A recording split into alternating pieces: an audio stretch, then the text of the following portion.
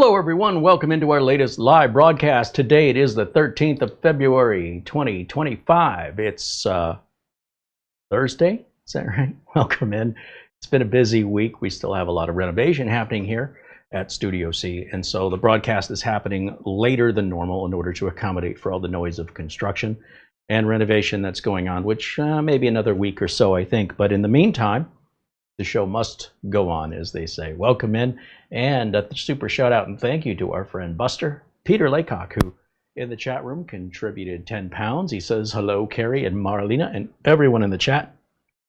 All the best from Bonnie, Scotland, where the temperature in Edinburgh, 37 degrees Fahrenheit, which is 2.7 degrees Celsius. He says he'll catch up with the show tomorrow because it's very late over there. In his case, probably in the wee hours of the morning, probably like 2 or 3 in the morning over there right now. I'm sure he's in dreamy land. Sleep well, my friend, and we'll look forward to seeing you in our live chat when things get back to normal. I do plan on still starting Friday, tomorrow's show at the normal time, if I can. But watch for the updates on those. Make sure you've subscribed, turn on your notifications, and select for all the notifications under the bell icon, not just some of them, and that way you'll know. I do intend on starting it on at the regular time.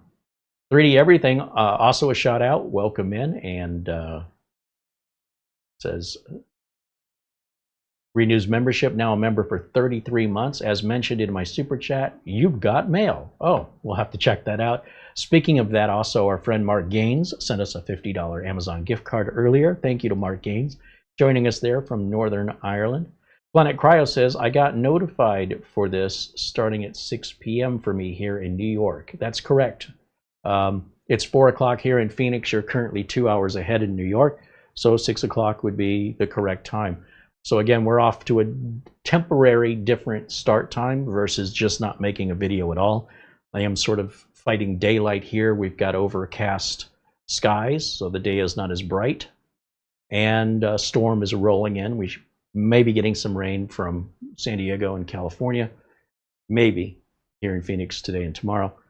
And if that really brings in the dark clouds, it may be even just like a message from the universe between the construction noise and the dark skies, and which will be a dark studio, not to broadcast. But one way or another, we'll figure out something for tomorrow. But hopefully, everything will go as it normally does. That's what I want to happen. What happens and what I want to happen sometimes aren't the same thing.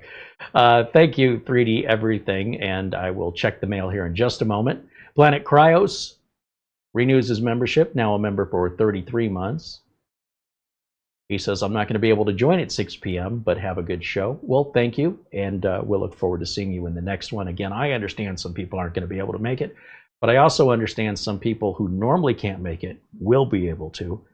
So, yeah, this is not the new normal or anything, but appreciate you letting me know, and we'll look forward to seeing you on the next one. Dazzle says it's an 11 p.m. start, which is not good for UK viewers. Well, I mean, again, we have a worldwide audience in pretty much every time zone, including Australia, where it's a very different time. And, well, we certainly don't want to alienate anybody.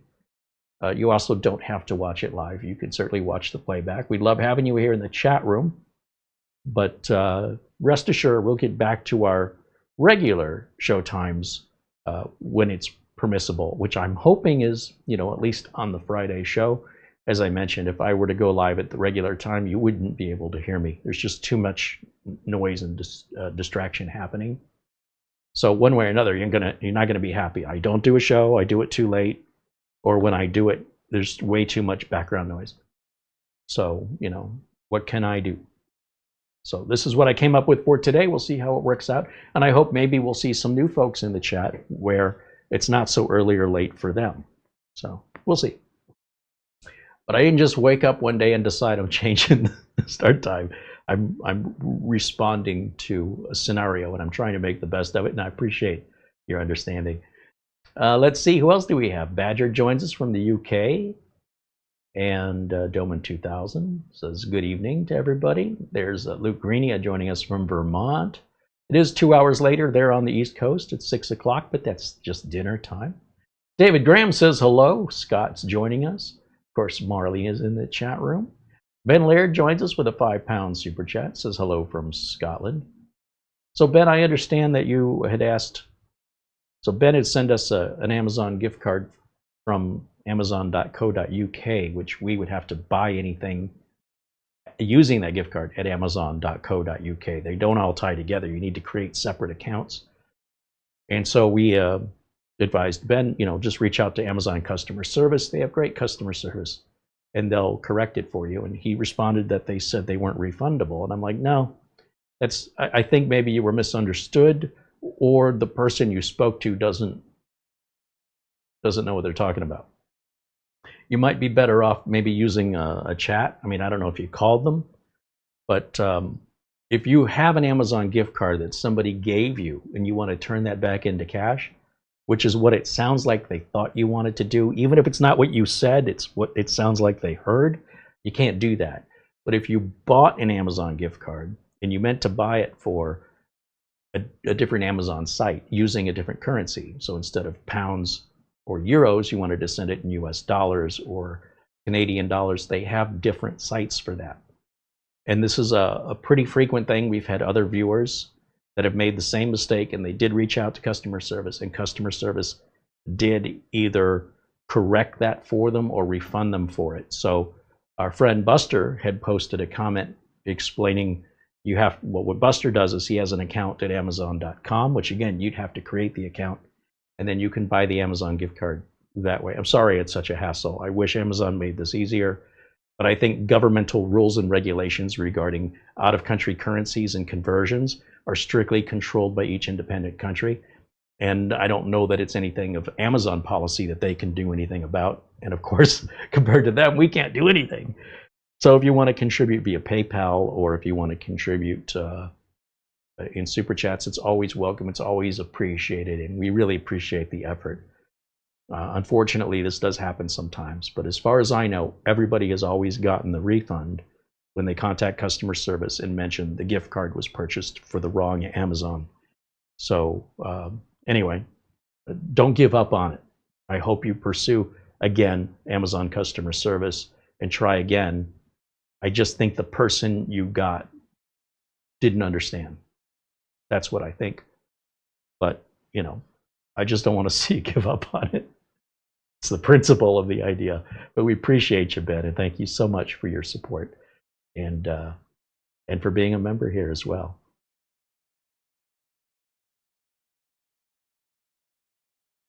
What is it they say? No good deed goes unpunished. All you tried to do was send us a gift card. I'm sorry it happened, man. Let's see who else saying hello. We've got Mortant joining us, and Phil Stodd, Glenn's Music, and Jose Lopez. I said Mortant.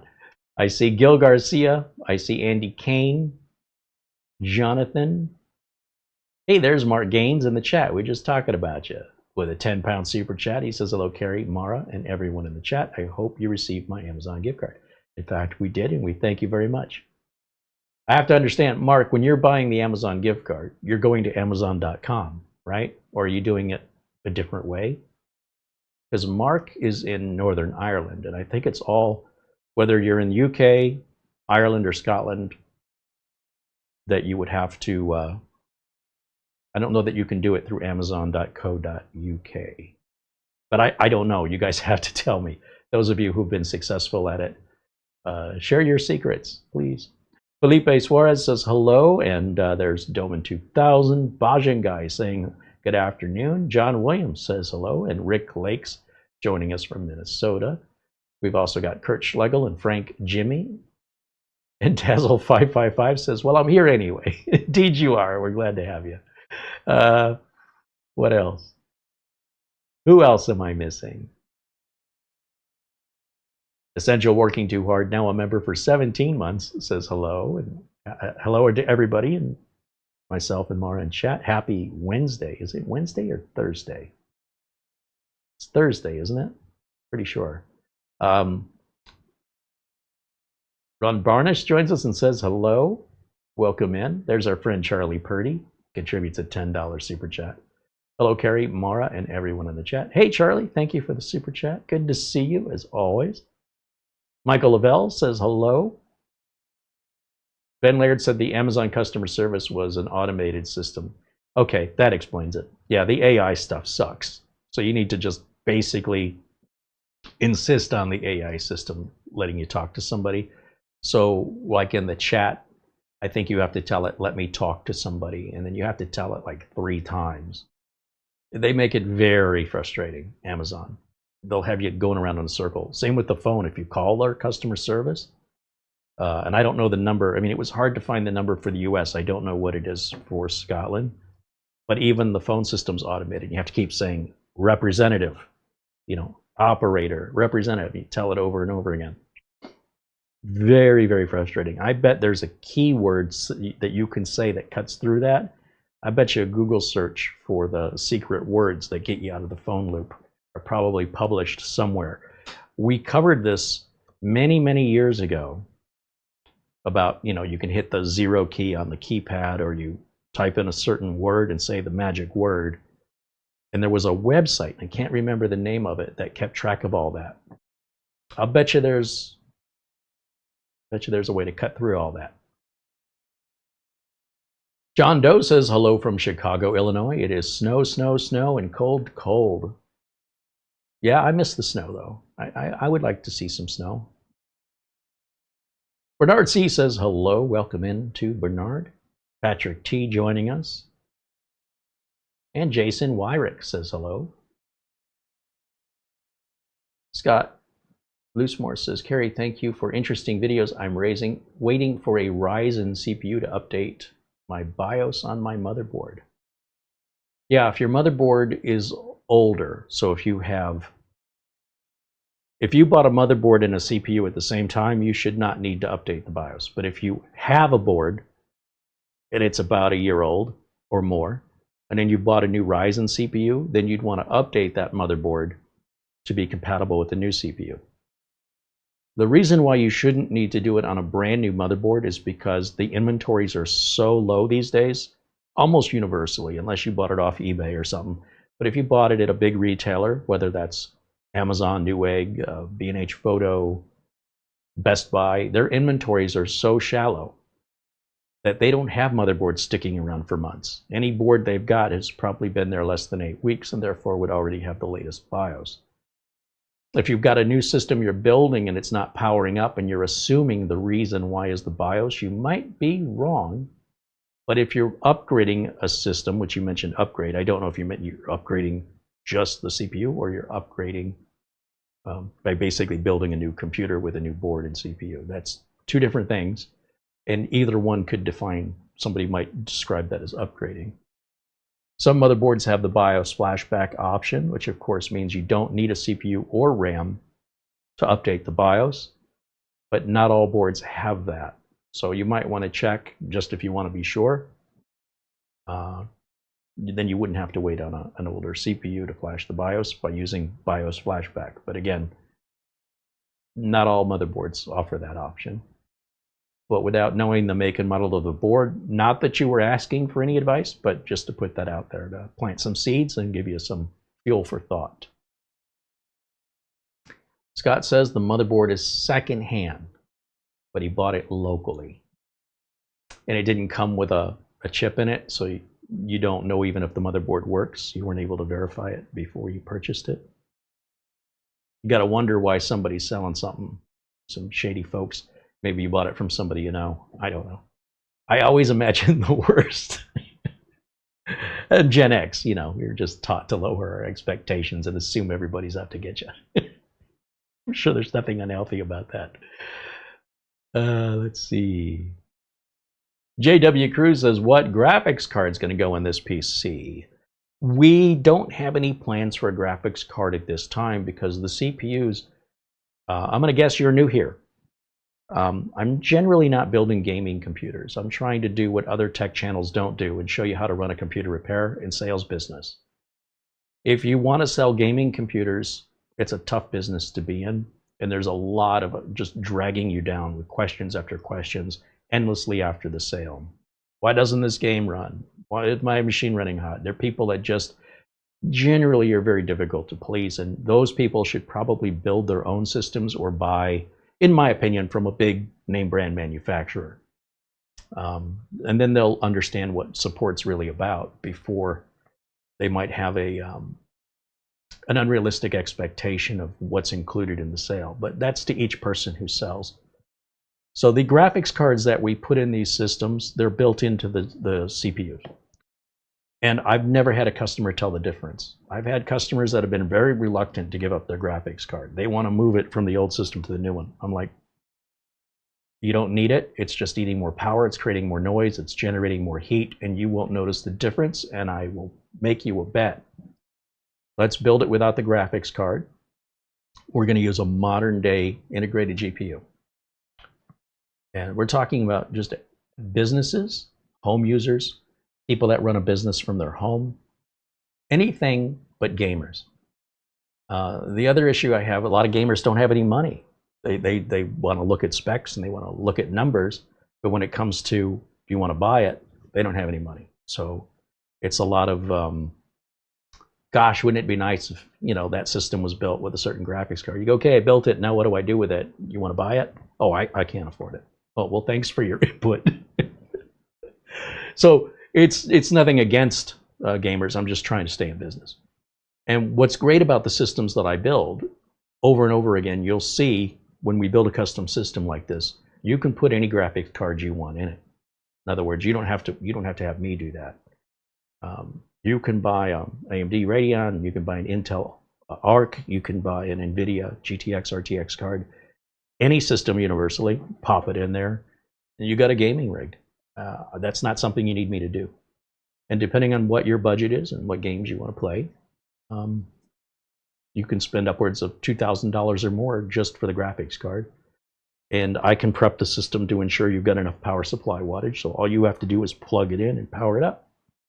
So that's what I do here. But mostly my clients who had graphics cards don't have them anymore, because once we take it out and they realize they don't see any difference, usually they see an improvement. The system's quieter, it's not as hot. They're like, why did I have that graphics card in there? I'm like, well, you did from years before, but today things have stepped up quite a bit. I suspect we're going to see the end of the GPU here in a few years, discrete GPUs, except for extreme cases. As NVIDIA is hitting limits and the prices keep going up, they're getting more and more out of reach for the average person. And I think gamers are going to realize, you know, there's nothing wrong with an Xbox or a PlayStation. For the price, you could buy 4 of those for what one graphics card costs. Plus, you have the cost of the rest of the system, which is a really expensive luxury. Nobody needs that. And to have that kind of money and that kind of time to play the games is a world I'd love to live in for about a few weeks if possible, but I have to work and earn money. So we're just trying to provide people here a different perspective about practicality. And if what you're looking for is gaming content, please know that any of these systems I build easily can be converted to gaming systems by adding the GPU of your choice and budget. Not easy.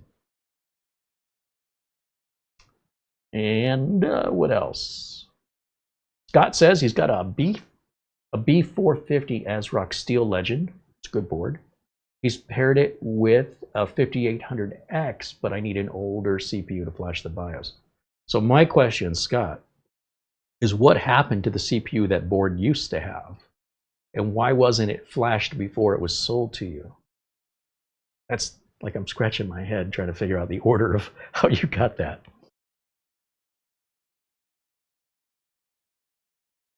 Joe Burnham says, what are good Samsung Magician settings? The default settings.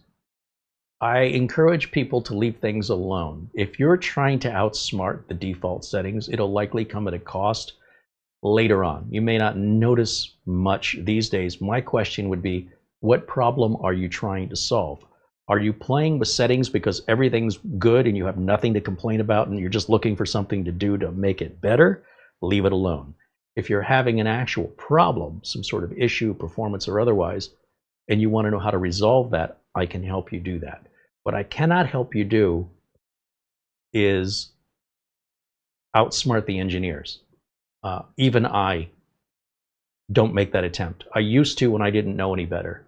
And I'm here to tell you, it's always got consequences. It may not be consequences you see now.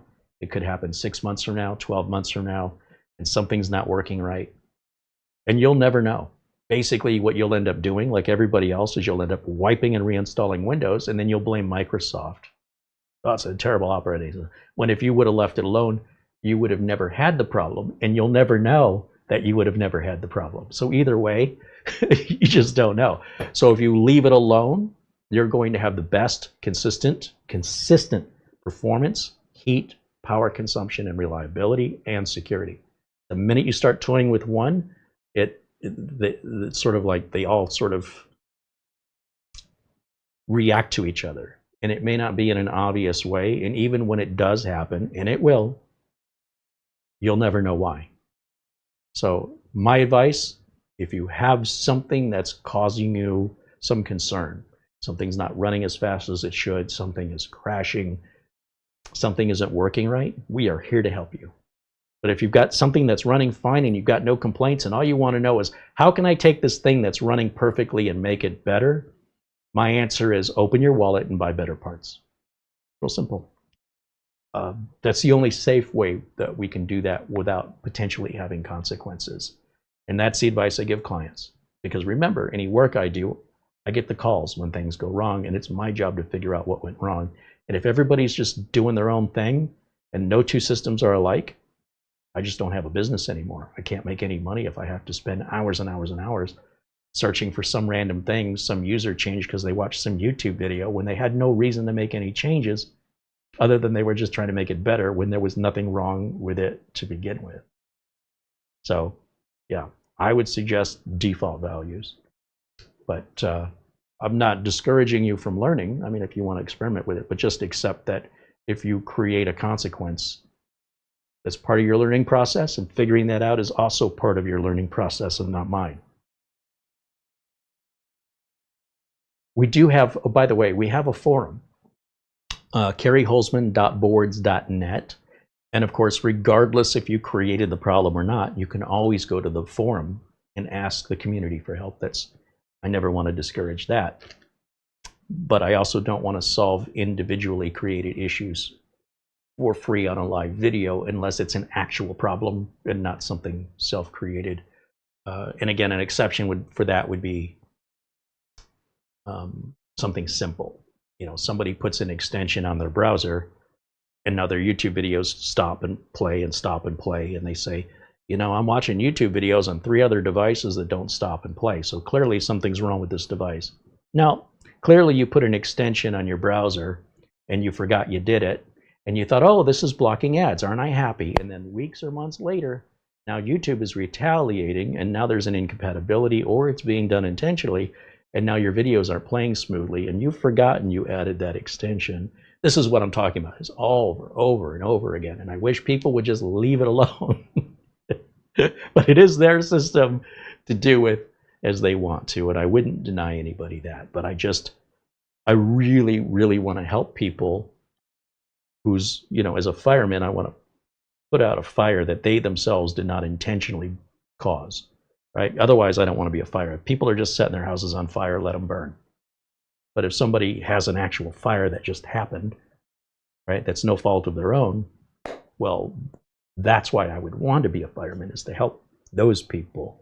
Like, that would be my, if there's 2 houses burning at the same time and I can only go to one of them, and one's a victim of somebody else or something, and the other's a victim of themselves, I want to, if I have the option, I want to go to the person who's a victim of somebody else or something else and didn't do anything wrong. Remember, I have to sort of spread everything out as evenly as I can. So that's just to put you in my mindset as a working technician. When I get calls from people, these are things I need to evaluate in order to determine how much time will it take, how much time will that prevent me from helping somebody else, and are they paying me for it, or is this a warranty issue? But again, in the community forums, you're welcome to post whatever questions you've got there. They're open to everybody all the time, 24/7. In fact, I can bring it up here and show you what it looks like. The link for it is in the video notes below this video and all the current live videos we're doing. And if I just share this, there it is. We'll go up here and just type in Whoops, come on, CareyHolzman, yeah, .boards.net, not .com, .net. Push enter. Guests must log in now? That's new. We had to enable registration. Oh, I think Mara made a change. Well, registration is free. We don't ask for any personal information. We want your name. You create a username and a password. It's pretty much it. And an email, it can send you a confirmation so nobody can pretend they're you. Yeah, just register. The account's free. We have no intention of monetizing this. And then you're all set up.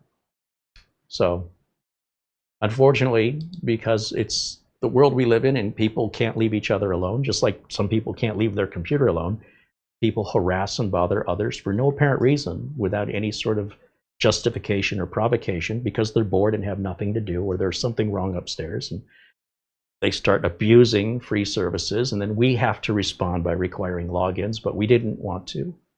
I think that's what happened. Is that what happened? That is what happened. Yeah, what are you going to do? That's too bad. This is why we can't have nice things. All right, well, I want you to know we didn't just wake up one morning and implement that because we felt like it. We're trying to fix a problem, and yeah. Let me go back over to camera one. And that's the world we live in today. In 2025, people are nasty to complete random strangers that have never done them any wrong for no good reason, other than to harass because they get some kind of enjoyment or entertainment out of making other people miserable. Until we evolve as a species to understand that that is a very animalistic and uncivilized way to treat each other, I don't suspect that the world's going to change in my lifetime. And I think it may be a few thousand years before humans evolve to that, if they don't destroy each other first. So that went a long way from just requiring a login, but if you just saw the website last week, it didn't need that. I don't know what to do. That's just what we have to do to prevent the harassment from spammers and bots and ne'er-do-wells. Anyway, you're all welcome there. It's all free. Just register your account and you're fine. Let's see. Robert Jones joins us. Hey, Robert.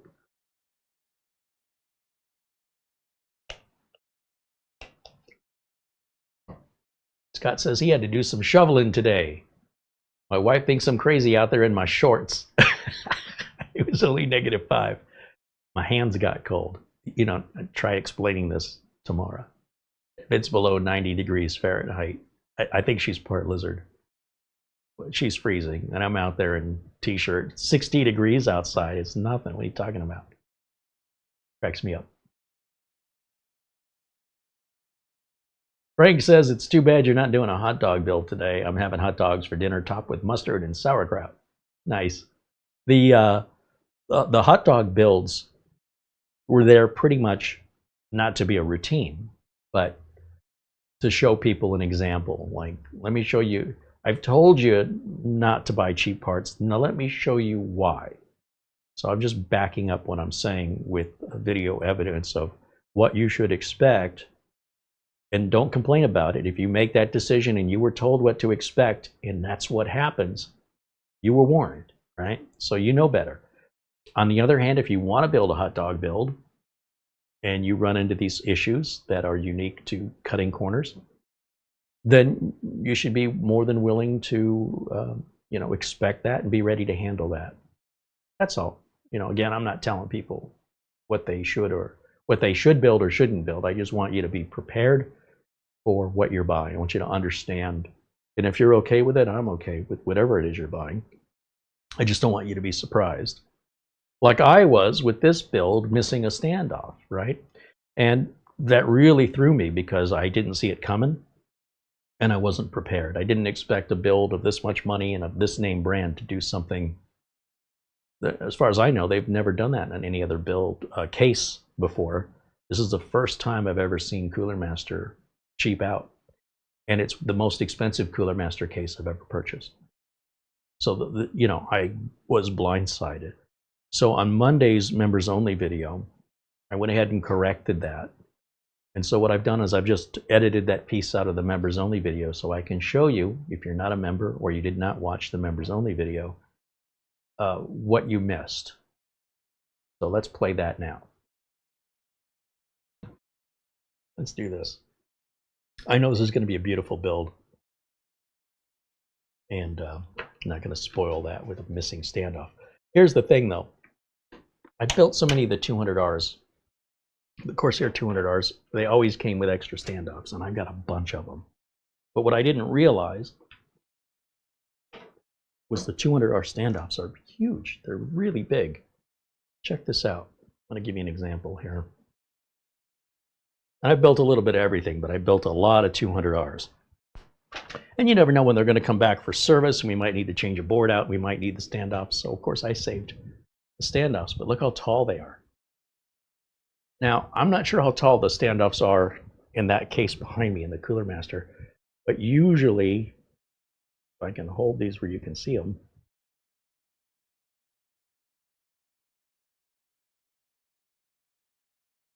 usually they're that smaller size. Oh, I knew that was going to happen. And I think we need the small one. Now, it's also possible that the threads are wrong at the end of the standoff that go into the motherboard tray, or that it uses a different screw that threads into the center. That's why I say this is such a mess in the industry. If you are building computers, you would use the same case over and over, and you'd always have spare parts that are the right parts. I built a little bit of everything, and as a result, I have a lot of different variety of spare parts. And the default is just stick a white nylon standoff in there, and Amazon still sells those. They also sell little plasticky nylon standoffs too, which could work in a pinch. You can't really tell much by looking at them. They're all black. They're just, one's made of metal and one's made of nylon. They're cheap.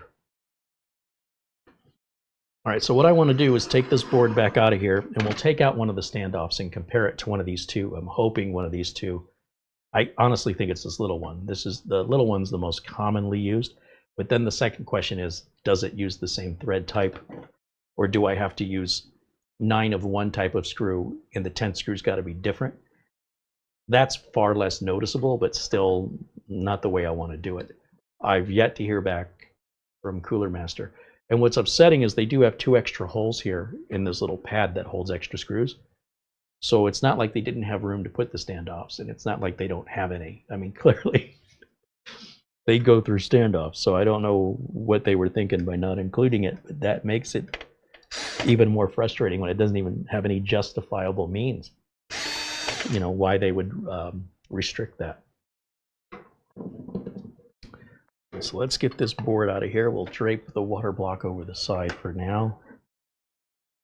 And lift this up and back. I don't have a heat sink to pick it up by on the CPU, so I'm trying to grab the board by the edges here. It's heavy. We'll set that down. Preferably not on top of the standoffs I need.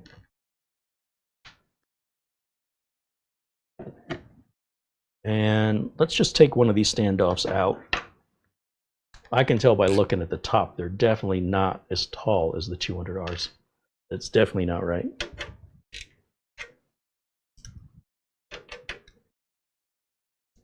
What's also interesting is the center post here, center standoff, does not have a peg through it to help hold the motherboard in place.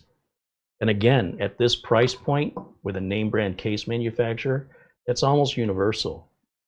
So these little details from CoolerMaster being missing, they, as I recall, didn't do this on their cases before.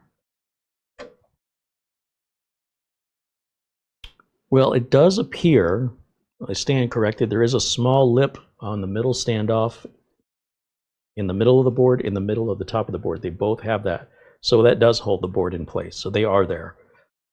Some manufacturers use a peg, and some manufacturers put a little bottleneck on the end of the standoff. And that's what they've used. CoolerMaster has used a little bottleneck.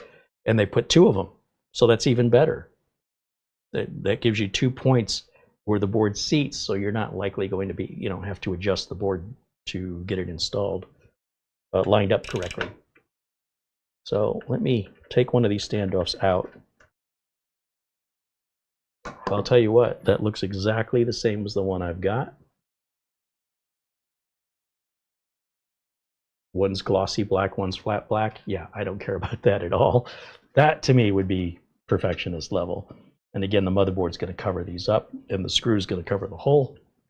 So, you know, there's what I think is reasonable with attention to detail, and then that would be, you know, caring about if the shade of black is the same. That's taking it too far, in my opinion. So there is a method to my madness. Now, will that standoff thread into the motherboard tray? It looks like it's working.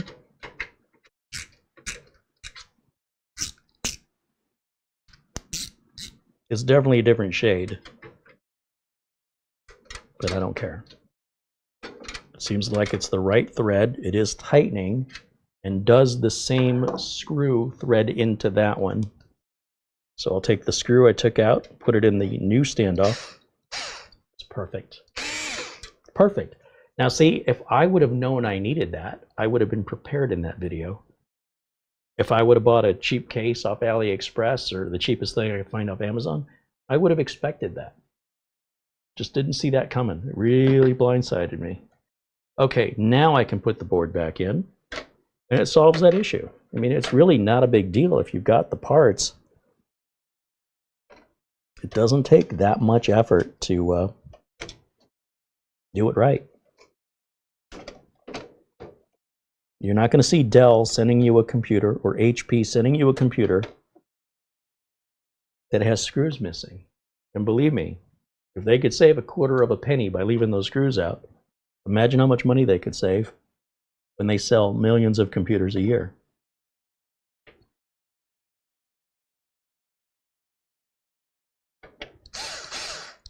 Okay, that one's back in.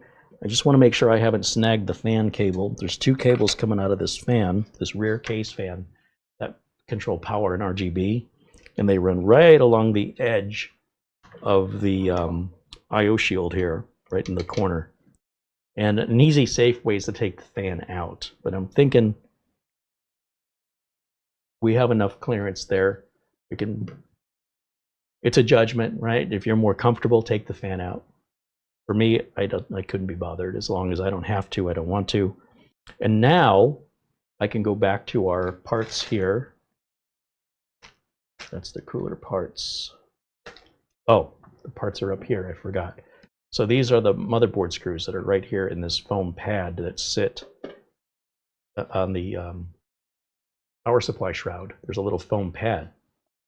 Be a great place that they could have put some extra motherboard standoffs.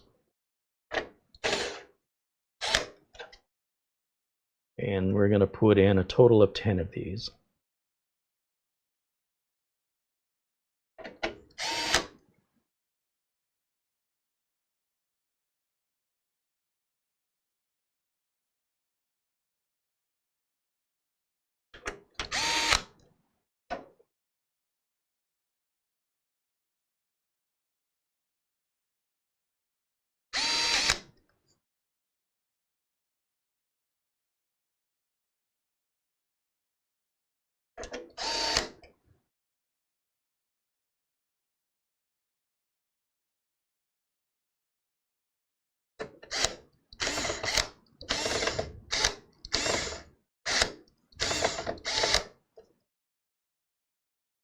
That one didn't want to go in straight, but we got it.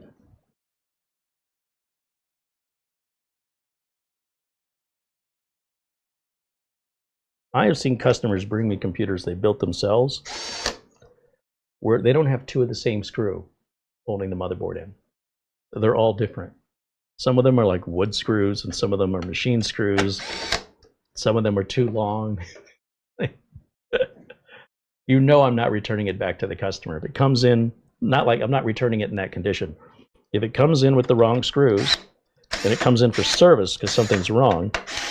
The first thing I need to do before diagnosing is to put all of the hardware right. And sometimes the wrong screw can cause a grounding or a short because the length or width of the screw is rubbing against something. So not only does it look better with the right screws, but I can tell you, we've had enough machines come in for repair where if there are missing screws, and you can go back in my channel history and watch, we've had machines that had missing screws or the wrong screws. The wrong screws get thrown in the trash. I have plenty of extra screws. If there's missing standoffs, I have plenty of extra standoffs.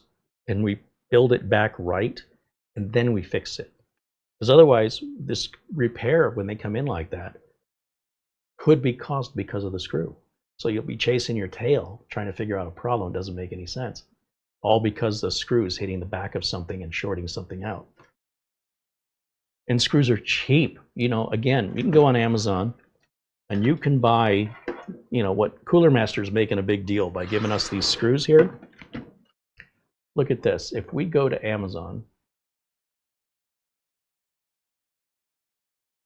and again, what I wouldn't have given to have this available to me in the 1990s, I had to hoard screws that were left over on builds because there wasn't really anywhere I knew to buy them. Couldn't go to Ace Hardware and buy them. So if we go to Amazon and we type in, I don't know, computer screws, they have all of these assortment kits you can buy now. We used to use these little red washers. We don't use those, geez, for the last 25 years. But you can just buy a bag. Like, let's just say you want the most common screw. This, it's like a 6mm, I think. These little black screws with the hex heads are the most common. But look, this even includes fan screws, thumb screws, motherboard standoff, but that's the wrong thread. That motherboard standoff is a fine thread, and we need a coarse one. So let's see what else. We've got hard drive and SSD screws. We've got countersunk screws. A good variety in here. Optical drive screws, but only one type of standoff. But what I wanted to show you is what I would buy, or what I have bought, are the most common screws I need, which is what I was just putting into the board now. And those are sold in a bag, not in the plastic, but in the, yeah, here's a bunch of screws, but standoffs, but these are like for M.2. See how thin the thread is on those? That will just fall right through the motherboard tray if you tried to use it in the wrong place. The company, because I can't remember the size of the screw, but I remember the name of the company being Honbay, H-O-N-B-A-Y, if I recall. Yeah, here we go. You get 100 of these. They're 32 by 6, and these are called hex Phillips heads. You get 100 of these for $6.59 and free shipping. I couldn't mail these to you for $6.59. My cost of shipping, just the postage, would be more than that.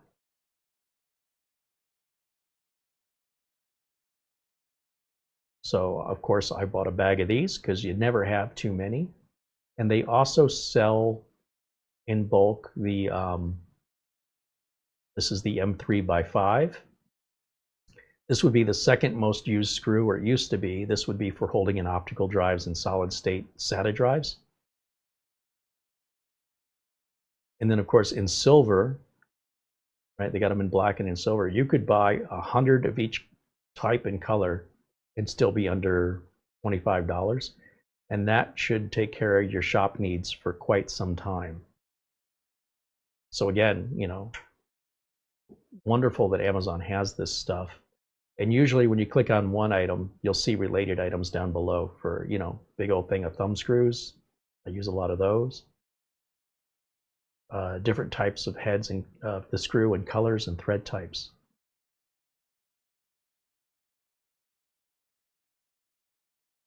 Yeah, same screw in silver, 100 of them, $6, free shipping. Crazy. Those were like what we would say, those were like hen's teeth. You couldn't find them. They did not exist, other than they came with cases, and if you had any extras, you kept them and set them aside. These days, just jump on Amazon. So the whole issue regarding needing these nylon standoffs or using, you know, what's the right size standoff, the height and the thread type and the internal diameter. Thankfully, CoolerMaster has used a fairly common one, and I had extras. And those, again, you don't see these tall ones too often. Most of us don't, but I do because of the number of 200Rs I've sold. They come back from time to time, and if I ever need to replace a standoff on the 200R, the standoffs we just used will not work on the 200R. They're not tall enough, and then you'd be bending the board down if you tightened it down. So that's why I keep all those put away, and eventually when we get Studio C organized, if that happens in the future, I just go to a drawer. I know exactly where they'll be, but we're just not there yet. It's all Murphy's Law.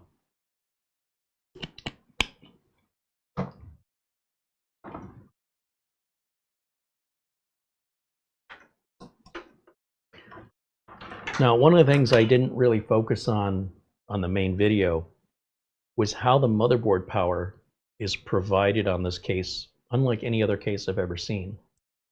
If you look at the included power supply, the cables are already managed right up the center, and then the main motherboard power cable plugs straight into the back here.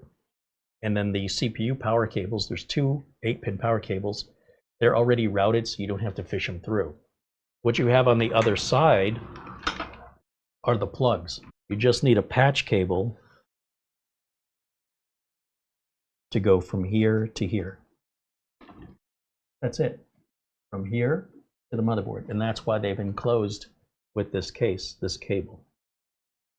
Just jump it, it's that easy. And the same holds true for your CPU power.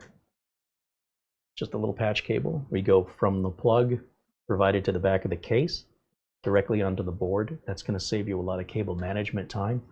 And that's already the way the case sets up out of the box from the factory. So I want you to understand, for a case to go through this much trouble and effort to be so much easier and thoughtful to build in, how preposterous it is they didn't give us an extra motherboard standoff, right? It's weird, because these are amazing features. They've already got the cooler mounted for us. Everything is ready to be hooked up. Power supply's already been installed for us. It's been cabled and hooked up for us. The cooler, RGB cooler, is already mounted. It's ready for us to use. It's just designed to make building so much easier. And then they leave something like that little piece out that you would get on any other case. You'd have extras, but not on this one. That's why I feel like I'm in the Twilight Zone. I'm like, what? Who thought of this? So tried to explain and justify how strong my reaction was on Friday when I encountered this and why it was just doubly upsetting. That's the last thing you'd think a case like this would do. All right, so that catches you up with what happened on Monday's show. And again, I like to show everything to the audience so that you can ensure that everything you're seeing is real, nothing is scripted or edited. In that case, that was a slight edit from Monday's show just to get to the point, and even that it was 18 minutes long or so. And that's how we got to where we are right now. There is a contribution and a super chat that came in from Mike Quinton, a $10 super chat. Thank you, Mike, for that. Mike wants to know, on the motherboard, where the EPS power connectors go, the CPU power connectors, if there's say a 4-pin and an 8-pin, which one do you use? Typically, you'll want the big connector. So the 8-pin would be the one you use, and the 4-pin is the one to provide additional power if overclocking.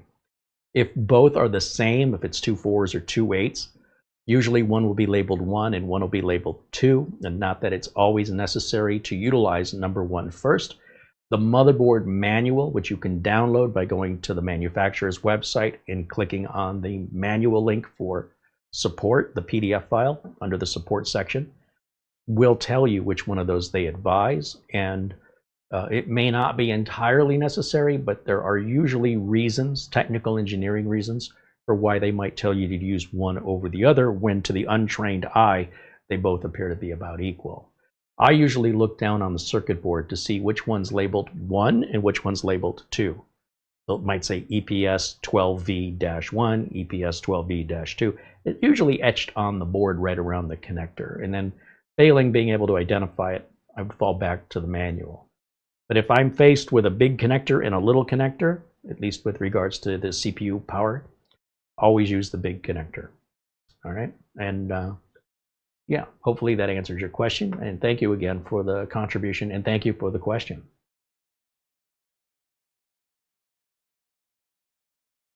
Scott said this is a nice case. Yeah, that's why I bought it, for sure. And of course, thanks to your contributions, that's how we're able to afford it. In fact, this one I was able to pick up as a return. And so far as I can tell, it had never been opened. Amazon had it for about $260 as a purchased item that was returned. And if you don't like it for any reason, you can return it back to Amazon for free for 30 days since it's sourced from Amazon warehouse. So I got a really good deal on this case. And I was surprised when I received it to see everything was all wrapped behind the glass, all the wire ties, all the foam. Somebody clearly never even took this out of the box. There's usually evidence. We've shown other returned items we bought that shows evidence of use. This is something somebody bought and then for some reason returned it without even, if they took it out of the box, they certainly didn't take the side panel off. They didn't touch anything on the inside. It was all factory wrapped. They didn't put it back to factory wrap because you can tell. The twist ties had never been retwisted. They were the original twist. All those little details will usually make it very clear when somebody has utilized something and then returned it, versus somebody bought something and then returned it. Maybe they changed their mind. It's too big. They found something else they like better. They found a better price. Who knows? But some of the returns at Amazon are brand new in a box. And this is pretty much what I got. So this was a really good deal. And that's how we could afford it, because it's normally a $400 case. We were able to pick it up for about $260 with sales tax, probably about $285, something like that. So again, the little standoff thing, once I have everything organized, it'd be no big deal for me to go to where those are stored to use one, but I wouldn't think something at this caliber would have required that. But, that's why I share it with you, right? So you could say, hey, I didn't know that either. All right, well, we both learned together what to expect, at least with ASRock motherboards or CoolerMaster cases. Maybe other motherboards from Asus, Gigabyte, or MSI would not require that 10th standoff, and this would have never been an issue, and I'd be none the wiser because I never would have experienced it, and it would have never occurred to me, hey, I should maybe have a spare standoff, because I wouldn't have needed it. So sometimes we avoid problems that we didn't know we avoided simply because of the motherboard and the case in this example were paired up well together. And in other situations, using this case with a different board or using this board with a different case, ignorance is bliss and everything would have gone together without a problem. I just happened to pick these two parts. What are the odds of that? And something to keep in mind on ASRock motherboards. They're one of the few manufacturers that adds a 10th mounting hole. Not always. That's the other problem. There's no consistency. But spare standoffs are not a big deal. Like I showed you, you can buy them online and such. It's just if you're building and you want to be thorough and you want to make sure you do a good job, like I do, and you don't have spares, then the whole build stops. Otherwise, if I continue building it, I know I'm going to have to take it back apart again once I get that spare part. I don't want to do it twice. I have 4 more builds in the wings. I can't get to them until this one's done. Mark Gaines with a $5 super chat.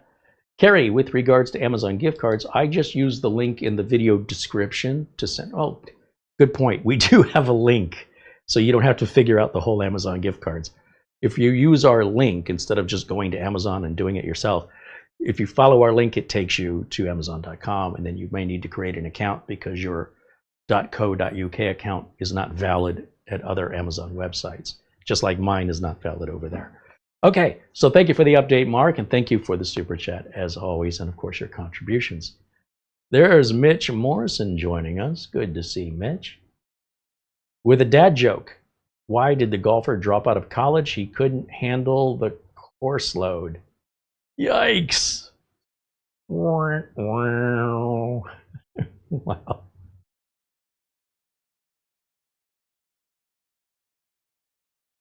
There was one I saw the other day. Kid's talking to another kid, and he goes, I have a riddle. What's dirty? What's covered in dirt but always stays clean? That's the what's covered in dirt but always stays clean. And the other kid just goes, a body in a coffin? And the kid who's asking the riddle is horrified. No. The answer is soap. Soap. It's the delivery that makes that funny. The joke is stupid. The riddle is stupid, but maybe Mitch needs to come over here and do the delivery. Maybe that'll be funnier. Keep working on it, Mitch. Good to see you. Okay, with that groaner out of the way, two groaners.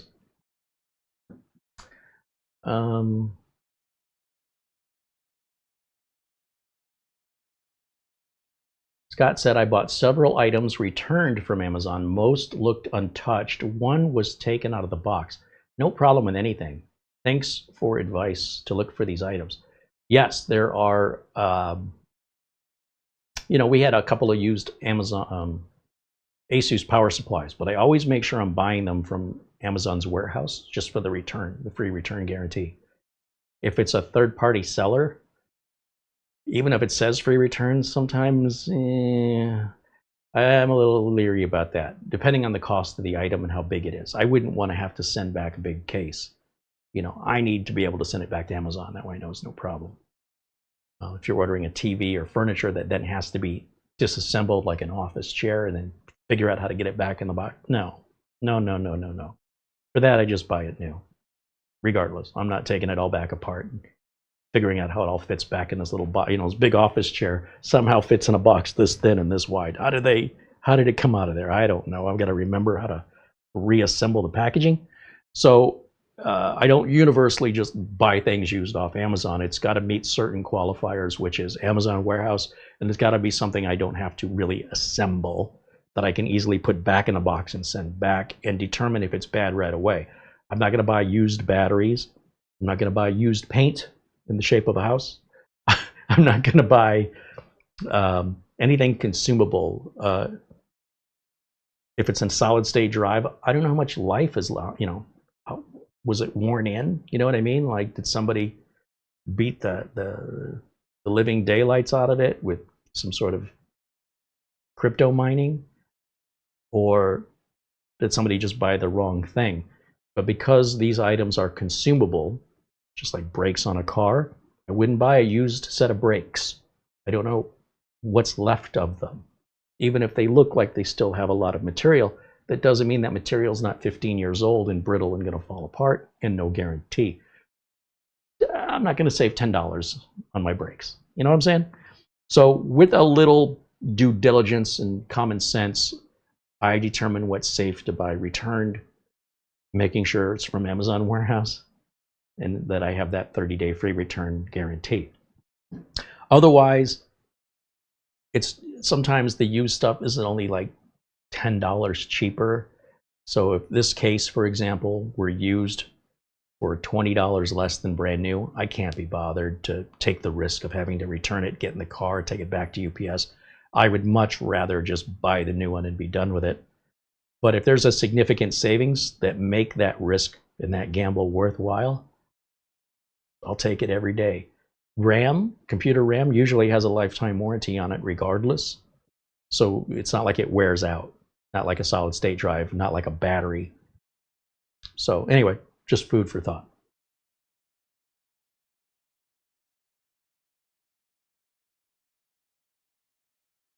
Mecha Cameron wants to know, can I merge an Acer laptop display with an HP laptop?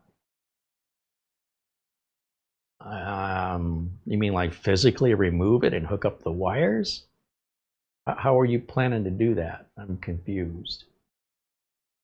Sometimes if you have a family of products made by the same company, like Apple or Samsung, they will communicate with each other. But two competing companies that communicate with each other would probably sue each other for some sort of infringement. There may be some remote access software that you could use, something like, what was the name of that software? Someone in the chat room might know what I'm talking about, but it's essentially like KVM software over network. For all I know, that's what it's called. And it's not exactly the same as having to, but it's pretty close. I mean, honestly, you can go to Goodwill. There must be a Goodwill store around. They are floor to ceiling with computer monitors. They're almost giving them away. Big screen televisions too. So I don't know why anybody would try to scrap something so worthless when just buying a proper monitor, if you want a second screen, is like $10 at Goodwill. Why buy, you know, $10. Of course, on the other hand, you haven't explained why you're trying to do what you're doing or what you think that's going to solve. So for all I know, you're doing this pointlessly to solve a problem that has nothing to do with what you've described. So what helps us help you is if you tell us what it is you're trying to achieve. Right? What's your goal? And we'll advise you how to get there as best we can. But without any of this information, by answering just how do I do X, Y, Z, and then what typically happens is they get their answer, they follow that advice, and they come back and say, well, didn't help. Didn't help what? We answered exactly what you asked. What were you trying to do? Well, I was trying to make my network go faster. Well, if you'd have told me that to begin with, why are we wasting our time doing X, Y, Z? That has nothing to do with it. You can imagine it gets a little frustrating. But if you're very clear, I am trying to accomplish this end result, and I have these two laptops, is there a way to do that? Instead of suggesting the way, ask the way, and then see what happens. It might be a smoother process for us, but we do appreciate your questions, but the clarity is very important. Sort of a vague question, vague answer. Detailed question, detailed answer.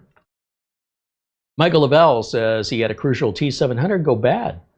He says, I don't know if it was the BIOS update or if it was the ROG Strix Z790, a gaming Wi-Fi 2 motherboard, Z790A gaming Wi-Fi motherboard with an i7-14700K. Unsure if I should do a rollback or just do an RMA. Well, here's what I would do in your situation, Michael. If I suspected that the drive had failed, I would take the drive out, put it into another system or enclosure to see if it recognizes there's a drive there. If there's a drive there, it sounds like it got corrupted. What I would do at that point is restore from my Acronis backup image or any sort of backup image to see if that fixes the drive. If, when putting the drive into another system or an external enclosure, the drive just never appears, it sounds like you got a bad drive, and I would reach out to Crucial's RMA right on their website, fill out the form, and send it back. Yeah, it's impossible to understand why it failed without doing literally hundreds of hours worth of forensics, and that would cost the price of, you know, hundreds of those drives. So we're not going to spend time in forensics figuring out what failed. If there's a second failure that happens and this becomes a regular thing, then there's a problem that needs to be determined. But if it's even failed and not corrupted, if it's an actual failure, it's not worth wondering why. I mean, you can wonder, but even if you're given the answer definitively, which again would require all of these forensics, if that was a fluke and it just happened, the likelihood of it ever happening again or you being able to prevent it won't change with that information. So only when a problem happens 2 times or more, not that you asked why, but if you're wondering, we don't have the luxury or the tools or equipment or time to forensically determine the failure of parts. But if we have a consistent failure over and over, at least twice, then we go looking for a cause. And in the meantime, before we send an RMA back, we need to make sure we're not wasting our time and postage sending something back that has nothing wrong with it, and then waiting for the drive to get sent back to us unchanged when the whole time we could have been using it. So that's the logic there. We want to make sure that, because one way or another, if you send the drive back and they send you a new one, you're going to be restoring a backup or starting over. So you might as well just do that now, just to make sure it's not the drive.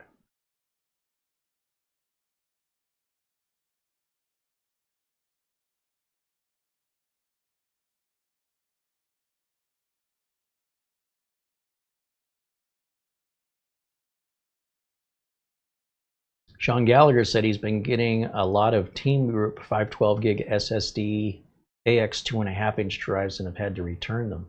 I'm surprised anybody's buying 2.5-inch drives anymore. I can tell you this, companies like Team Group, you know, these companies that have been around for years and mass produce this equipment, don't see many failures. There's not a lot of profit to be made. So I understand if you have a bad experience with a company and you don't want to use that company anymore.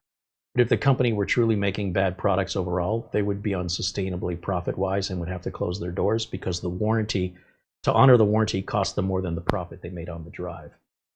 If they get enough drives coming back that eats into the profit, then they either have to fix the problem immediately before they, it's like you're bleeding. And if you're bleeding bad enough and you're not creating enough replacement blood or have any other source, you will bleed out and die. So the bleeding has to stop. Overall, in my experience, Team Group's been excellent. We've had one failed NVMe drive in which we don't understand what happened, but it failed, and it happens. But that's nothing to be upset about. It happens. Statistically, nothing's perfect. And if we see a consistent, some sort of consistent repetitive failure, we likely won't use that manufacturer anymore. For any reason, it just doesn't work for us, and we'll shift to another brand. If you require a certain, like if you find any failures unacceptable, you shouldn't be buying the cheapest thing that's for sale. You should be stepping it up to Samsung, Western Digital, step it up. If you don't want to pay the extra money and you want to buy the lower brand names, you need to understand that you're exchanging your money and you're paying less for this brand name that is not a big brand name, which is possible is not built to the same quality of the big name brands. I don't know, but I'm just saying, if I spend $30 for something and I spend $50 for the identical thing, what's the difference other than that $20? I guarantee you, there's more than $20 in difference. Now, if that difference doesn't matter to you, save the 20 bucks.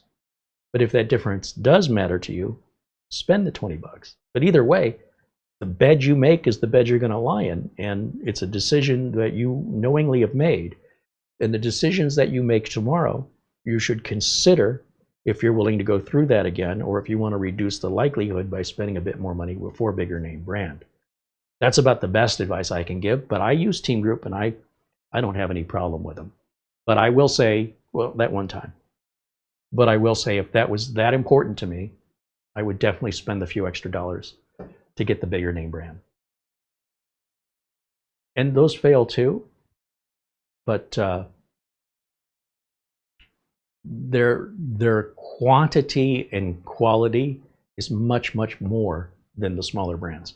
So Samsung and SanDisk and Western Digital, they're making so many multiples more of drives that the failures that they have are far less likely because you've got, say, 1 in a million instead of 1 in 100,000.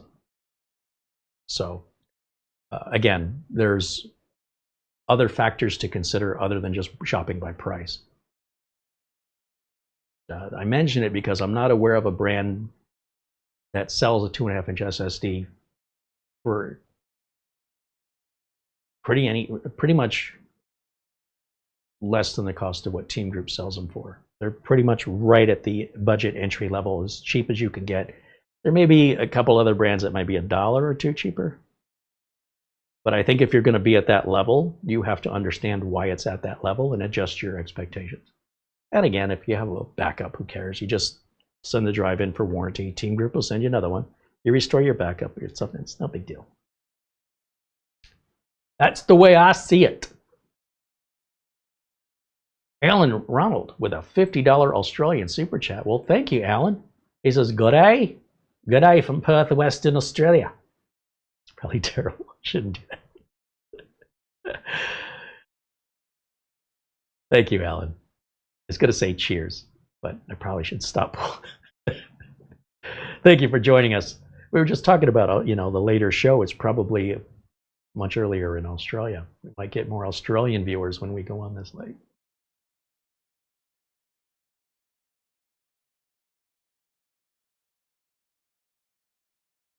Ellen Ronald says Fractal North XL case has a 140 millimeter intake fans, 3 of them, but no exhaust fan. Is this okay for a high-end gaming rig? No. Basically, the fans on the front are for looks. That's all. For the most part, they're adding RGB. Like this case here, the fans in the front are going to cool a radiator. They serve a purpose and they're RGB at the same time. But you'll also notice we have a rear case fan here. This fan here, if there was not a radiator here, this fan is the most important one. Now, when you talk about a high-end gaming PC, how are you planning to cool it? You're likely going to use an all-in-one cooler, aren't you? And that's likely going to go up at the top or up in the front. So if the case comes with fans in the front, they're pretty much for looks. That's pretty much all they're used for, unless you put a radiator there. But if you add a radiator up top and you're exhausting air out the top, you don't need the rear case fan. If you're drawing air in from the top, then you would want a rear exhaust fan. You want, think about the air moving like water. So if we're going to be pulling water in to the case, we don't want the water to just go wherever it wants to. We want to direct the flow, and we want the entire case to be covered as much as possible. We don't want the water to come out down or go out the top. We want it to come out the back. We want it to flow front to back. And the only exception would be if there were a radiator up here. Otherwise, I would not put fans on the top. I would not put fans on the bottom. Front to back, ideally. In most cases, the anxiety of worrying about it is likely a scenario that you'll never encounter, where the solution is to be advised to add a fan. Like, highly unlikely. But if it were me, I would absolutely make sure this is the single most important fan in the computer, the rear one. And if you don't have one and you're spending this kind of money, what's another $10 for a fan? Airflow. Yeah. Check her email. Check my email, she says. I got to get my glasses. I can't see so good without my glasses. Thank you, Alan. Thank you for the super chat.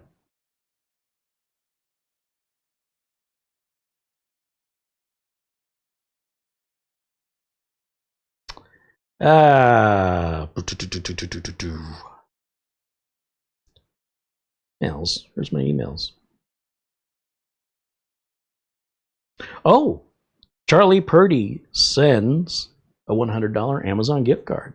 He says, to Carey and Mara, I hope your construction is going well. Here's a channel donation. I'll see you tomorrow. Well, thank you so much, Charlie. That's very kind. I am, yeah, I don't know if I call it construction. It's kind of, it's renovation. Somehow I think of construction as like it's something new. We're tearing something out and updating it, upgrading it. Kind of like what I do here with computers, but this involves using saws. And I'm proud to say I don't do that work, and that I have all my fingers. Not that people that do that work don't, but if I did it, I would probably be missing some digits. So I know where to call in for help. Anyway, thank you so much for your generosity and thoughtfulness. We appreciate it very much. And have a good night. We'll look forward to seeing you in our live chat, I hope tomorrow. And let's see, what else do we see here in the chat room?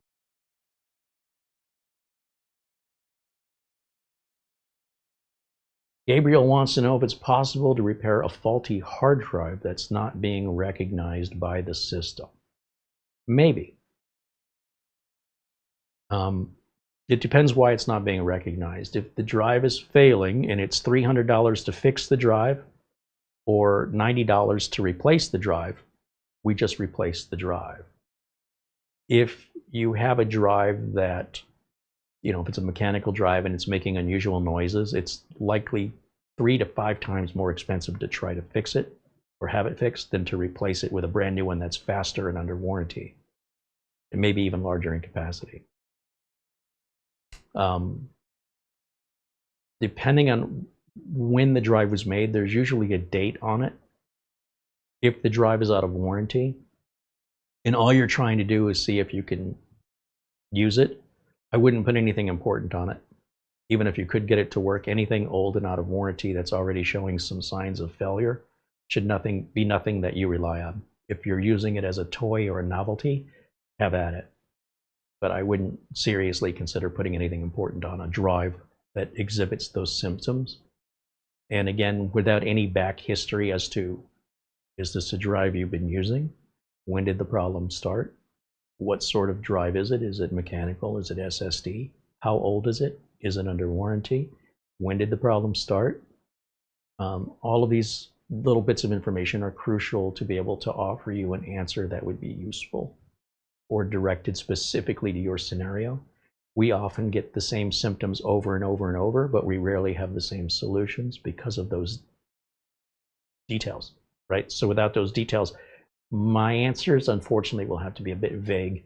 Overall, we just replace the drives. But again, it's very different for me to try to explain it when I can't see it and I don't have it in my hands and I don't understand how did we get here and what are we trying to accomplish. Are times so bad that you have no choice but to just pick up garbage and reuse it? I hope not, because drives are so inexpensive today. I've got drives I can't even give them away. People don't want them. They're too small. They're too slow.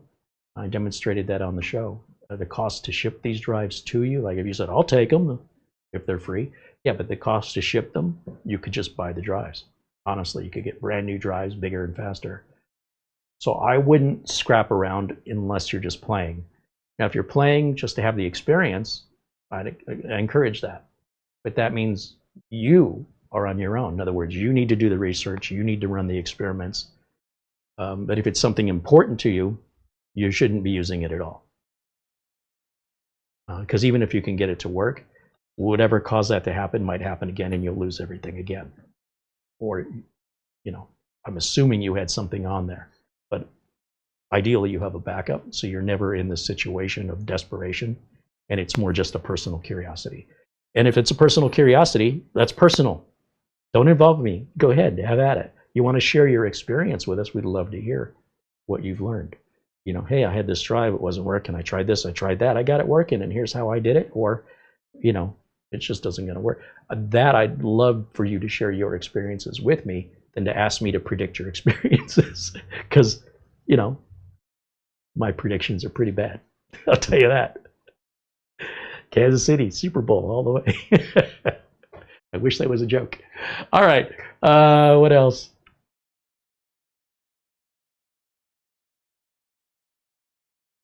Sean Gallagher says he's buying these Team Group cheap 2.5-inch SATA drives to put into refurbished computers that I sell on the side. I buy pallets of off-lease computer. Well, good for you. And welcome to my world of warranty. And you have to determine if it's worth it to you to have to do any warranty repair for free and potentially damage your reputation where a customer will never buy from you again because you wanted to make a few extra bucks on the SSD. That's a personal decision, and each business owner has to decide for themselves. You know, and again, depending on the scale of your operation, are you installing 100 drives and you had one fail? I'd say that's pretty good, right? At that price point. You know as well as I do that when you're selling refurbished computers, it's all about the price, getting the price as low as possible. That means your profits as low as possible, and that means any cost to support can very, very much make it not worth your time to do it. So at the end of the day, that's for you to work out, but I wish you the best of luck, and you know, keep us informed if you end up changing manufacturers over it or giving up entirely because it's far too much work for far little pay, just to have people pissed off that you sold them something that failed and they think you knew it was going to fail the whole time and you ripped them off. Welcome to my line of work. But it is a challenge in business. You know, you got to find that balance of value, but also of profit where, you know, you sell it and it doesn't come back to you for any warranty work or a customer that's pissed off or conspiracy theory.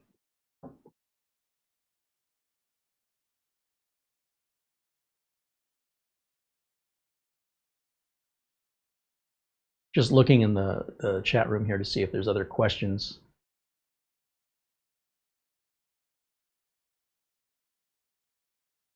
Lee wants to know if I read the instructions to see why the thing that wasn't included, the standoff. Pretty sure the instructions don't tell you about why they don't have items that weren't included in the case that were never discussed or mentioned prior.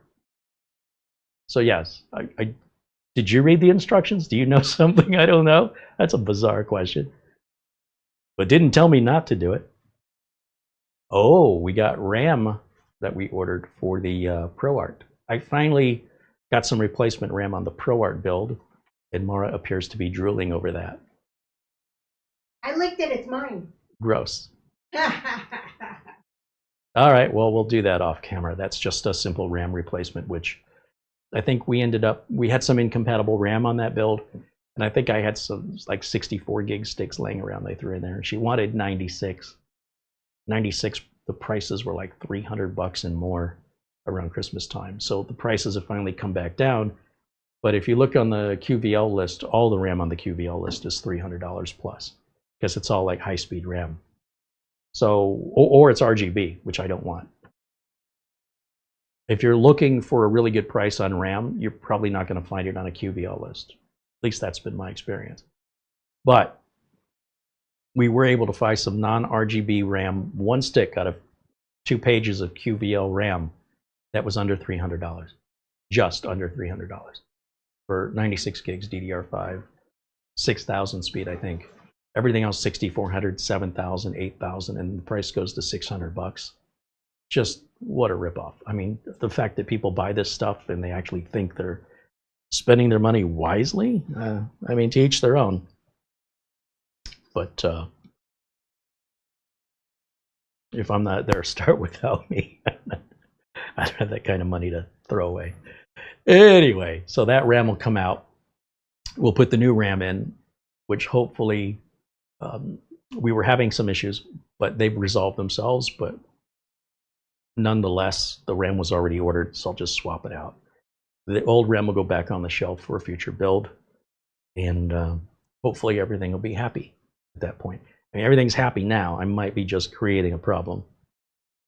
But Mara absolutely insists she wants 96 gigs of RAM, so one way or the other, I'm crossing this bridge. All right. I had a boss one time. I was just thinking about, did you read the instructions? That's so funny to me. I had a boss one time that said, we need you to do this, this, and this. And I said, well, that's not in our contract. And she goes, well, it doesn't say it's not in the contract. Like, it doesn't say you're not going to do this. I said, I don't think you understand how contracts work, or the purpose of contracts. If it's not in the contract, it's not a part of the job. I'm not responsible for it. And I would advise you to seek counsel if you want to argue with me about it, because I'd be more than happy to take this up another level if you want to. I don't mind doing the work. I just want to be compensated fairly. And if you change the work, if you exceed the contract requirements, you need to also adjust the compensation accordingly for the change in terms. And they didn't want to hear that from me. And I said, well, do something. What are you going to do? And they did nothing. Okay. And take it up with my boss. Don't talk to me about it. I'm contracts between you and my boss. This was back in the day. It's not my contract, right? It's the contract with the company I work for. And company I work for pays me to do a job here. You pay the company I work for. Now, you want me to do something that's not a part of my job that I'm not getting paid for. I can't. My company doesn't let me do that. It's not me being difficult. I'm not allowed. It violates the contract terms, and you should know better. Anyway, does the instructions explain why certain parts are not included? No. I don't know why it didn't come with a free car. Maybe there's something in the instructions that explain why it didn't come with a free car. Sorry, a little sarcastic, but if you read the instructions and you see something about that, please let me know. All right, that's all I'm trying to say. What else do we have? Ben Laird says, thanks for the info about that GMK Tech Mini PC. It arrived today and it's running well capable. It's a well capable mini for the price. I had somebody reach out and they said, you know, that $125 mini PC, I heard the Wi-Fi is not very good on it. Somebody online said the Wi-Fi wasn't very. Who said that? And compared to what? So if they're aware of another $125 mini PC that is similarly equipped with better Wi-Fi, show me a link, right? It's like somebody online said that it wasn't made of solid gold for $125 and therefore you shouldn't buy it. Somebody online said I was 10 feet tall and weigh 400 pounds. Who is this somebody? It surprises me that people will go right up to an expert who is identifiable with a verifiable background, who they voluntarily listen to, and then tell that expert some random person they can't even give a name to said something that was contradictory. What do I care? Don't buy it. You know what I mean? I just wanted people to know what to get. You know, it's $125. If you care about how good the Wi-Fi is, maybe you should be buying a $500 or $600 mini PC. Better yet, maybe you should just build one yourself. I think that's probably the best idea. That way it'll live up to your expectations, or to whoever made these claims online that you can't even name. It's a weird world, man. Customers would never do that to me. Customers wouldn't say, you know, Carey, we need your help. How can I help you? We need you to do it this. We need you to fix the server.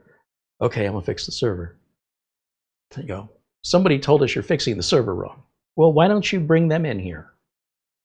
I don't mind. I got other clients to help if you don't want me to help you. And then if you're happy with them, keep them. And if they make everything worse, call me back, right? If you can get them for the same price or cheaper, and they can respond as quick as I can, and they can do it better than me, give me their name and number. I need to hire some people. It's a funny reaction to me that people who talk about things but do nothing. All right. Get off my soapbox. Get off my lawn.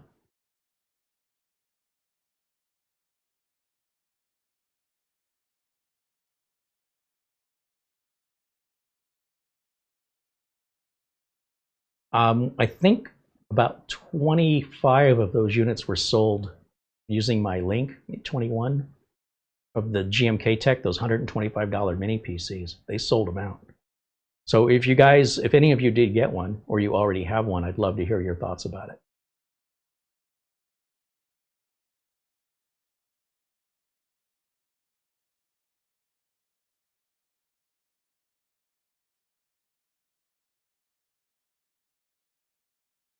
Gabriel's, they're talking in the chat. I've got a lot of so-called faulty hard drives that just stopped working. Probably the health is low, but I want to know if the hard drive can be fixed mechanically. When $300, we did a video on a company called $300 Data Recovery. And they have special tools and equipment where they can rebuild drives. It's about $300,000 in about 2 years of education to learn how to do it and experience and get better at it. And the way that the business works is they're fixing so many that the equipment more than pays for itself to do that kind of repair. If you're at home and you have drives, you probably don't have the means, nor would it be financially feasible for you to buy $300 worth of specialty equipment and then get the education, which is also not free, to be trained, and then also get some experience, because just ripping it apart and putting it together the first time, you're probably not going to be successful until you learn how to use those tools. But when you're in business, of course, it makes sense to make that investment in tools and education so that you can recover data from countless drives that get sent in every day over there at $300 data recovery.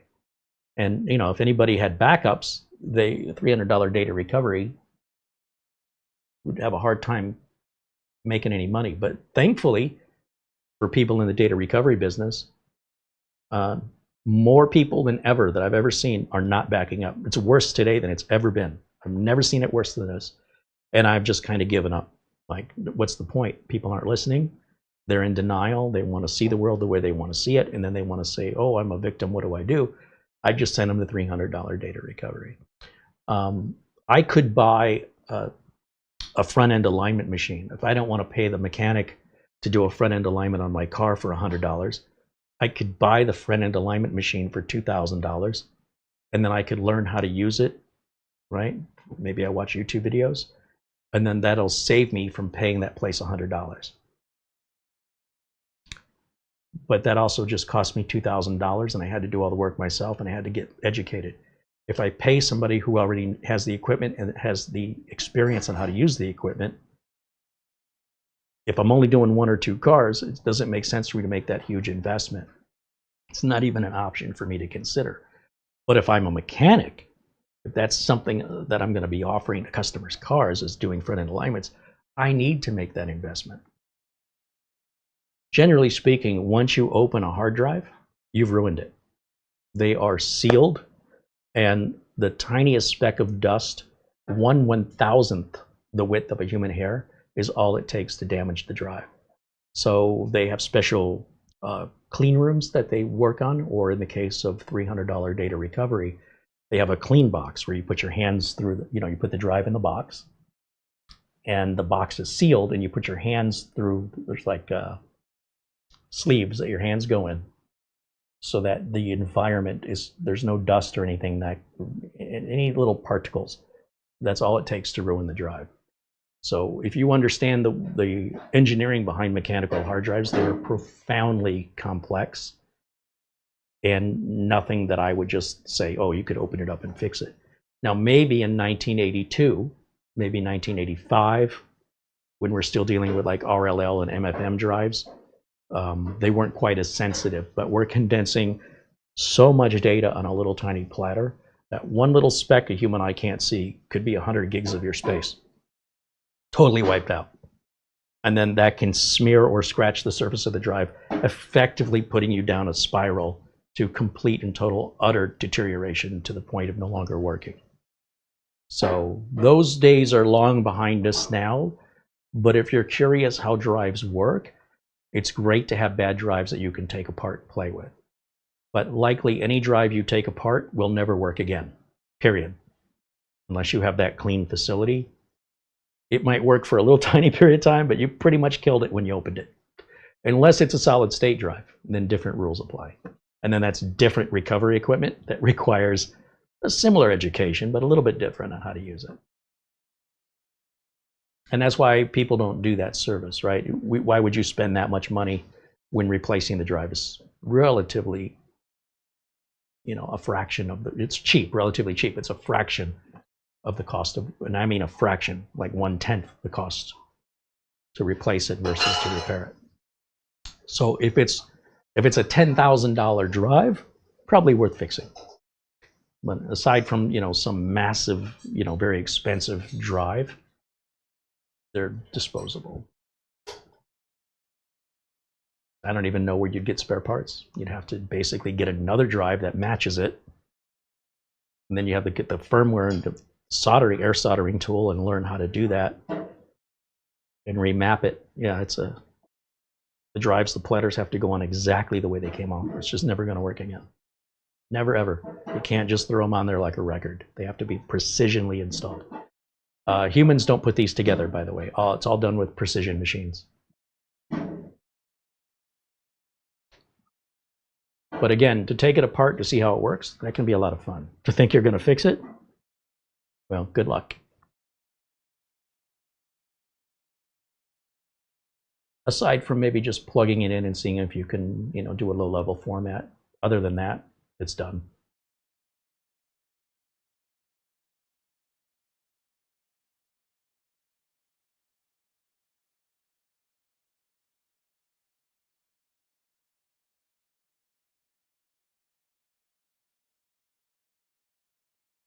Just looking at the chat here.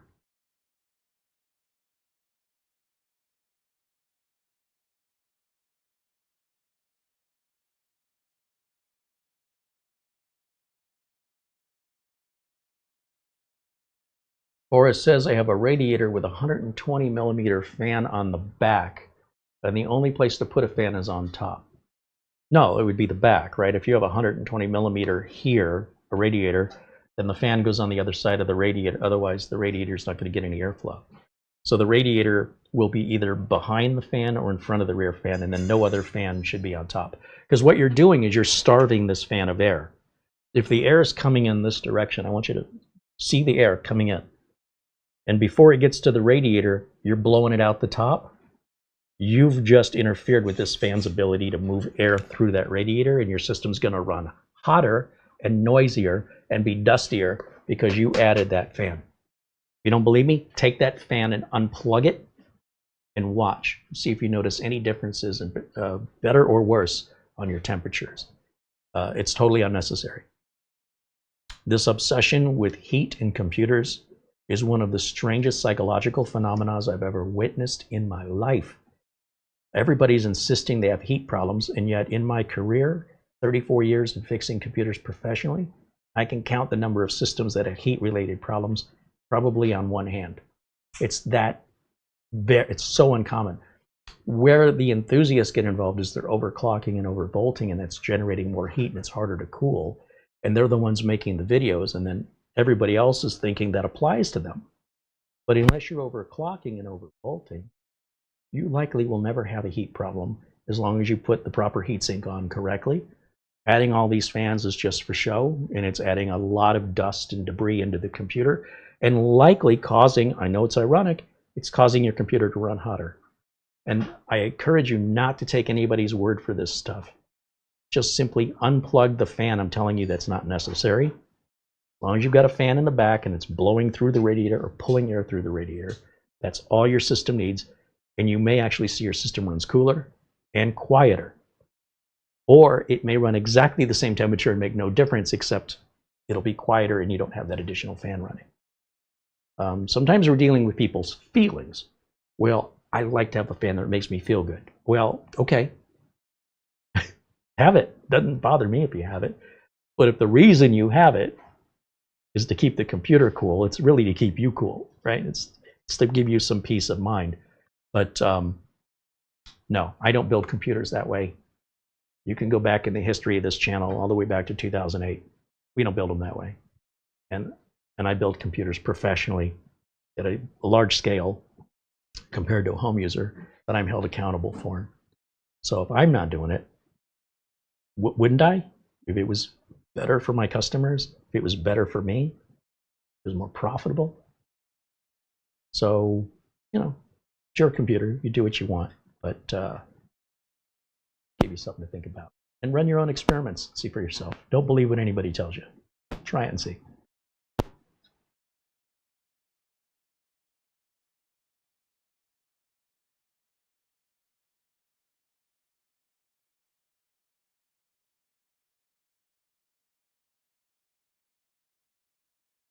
Arnold Schmidt joins us and says hello.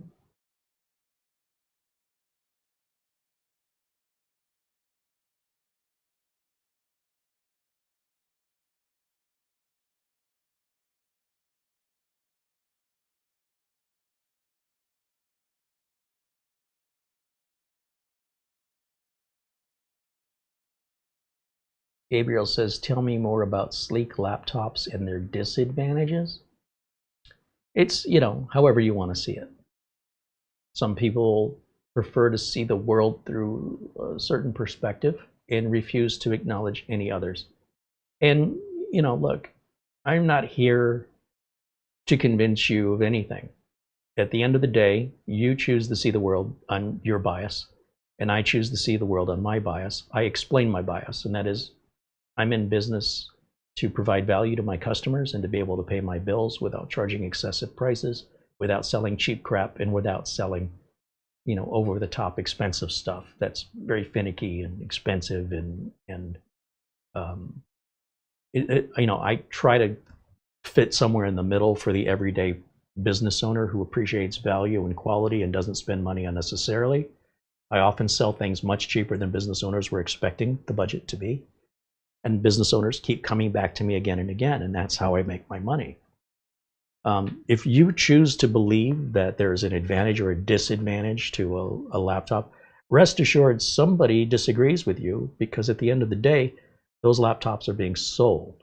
They may not be sold to you because you don't see the advantage in it. And they weren't designed for you. Nobody said, I wonder what Gabriel thinks of it. They don't care what you think of it. They don't care. It's not personal. They're just in the business to sell laptops. And there's a variety of laptops that exist to meet the variety of needs and budgets of each individual. And I think it's pretty common knowledge to have courtesy and respect for things you don't understand. So if you see people buying things like certain designs of laptops that you don't understand, you don't have to. It's not a requirement. It's not for you. And you're not involved in that purchase or in that person's consequences, if there are any, or the finances involved in it. And therefore, your curiosity in that is going to be very difficult for you to understand, because you're not in that place to have that point of reference. So there are a variety of items to choose from in both size, weight, battery life, screen dimension, touchscreen versus non-touchscreen, thin versus gaming, that appeals to whatever is going to sell, right? So a gamer probably doesn't want a thin and light laptop, and a business person or somebody who travels a lot probably doesn't want a big, heavy gaming laptop that's expensive and loud and has a very small battery life. So and then there's so many variables in between. Your understanding of it is not a requirement in any way. We should know where our place is, right? Like if you're curious why somebody bought something, you need to ask them, not me. I don't know why they bought it.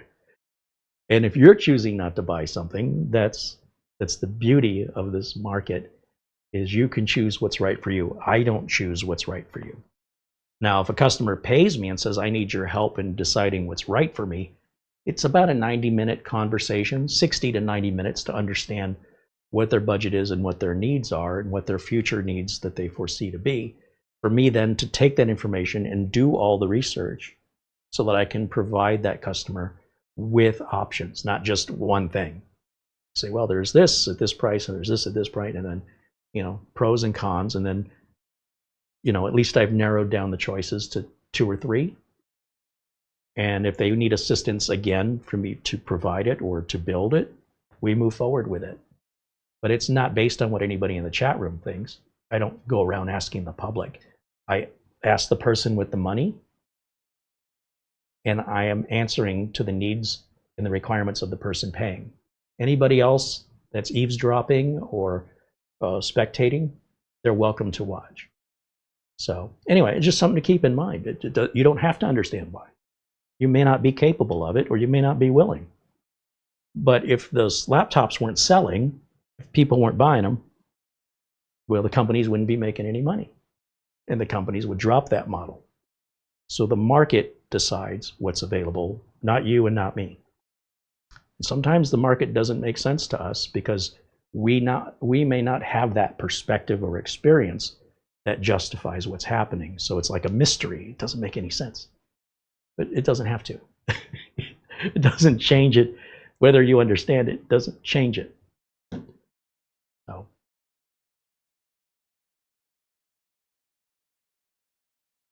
People buy what people buy, and they're not checking in with us to see if we have our permission or approval. That's just not how the market works. I don't know why they do it, but they have their reasons, I promise you. And it doesn't really make any difference if they tell me what those reasons are or not. We know the manufacturers are making it for one reason, because people are buying them. That's all you need to know.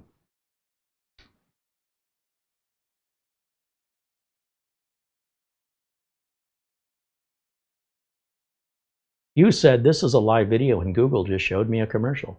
Well, Hugh, who is paying for this video you're watching? That's the part I don't understand. Did you just watch a live TV show and it had a commercial? Pretty sure the Super Bowl was live, and I think those commercials were $9 million for every 30 seconds. Boy, I wish I could clean up that way here on YouTube. Now, when you're paying for the content, different story.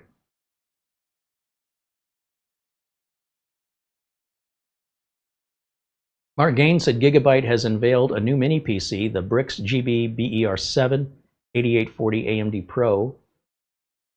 It's a Ryzen 7 8840 with a 780M integrated graphics. I got to tell you, Mark, I'm not too excited about it. I'll tell you why.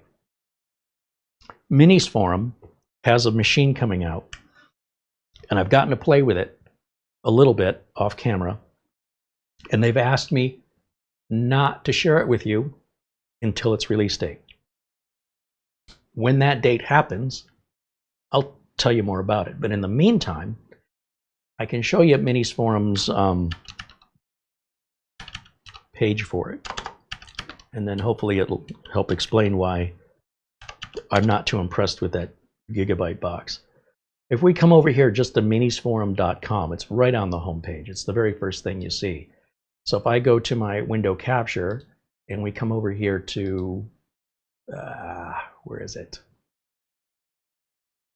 Let's just refresh this page. It should be the first thing. No, it's just bringing us back everywhere. Darn it. It was up there, but it's a constant rotating page. And so this is where it's playing this video. So the Ataman G7 Ti, very impressive. You know, it's over $1,000. Really nice system. The MSA1's great little workstation. But what they've got coming, new releases, there it is, the Minis Forum AI X1 Pro. What's fascinating about it, if we hit new releases, is that going to bring it up? No. Products. What's it going to be under?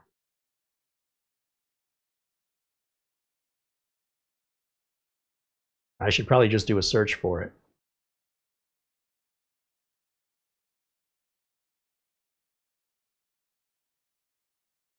Can I click on anything here to get more information? Learn more. How about if we click on learn more? That's what I'm looking for. So they're taking pre-orders for this. And the reason why I'm not impressed with that Gigabyte is because there's nothing new there from my perspective. This, on the other hand, is something very different.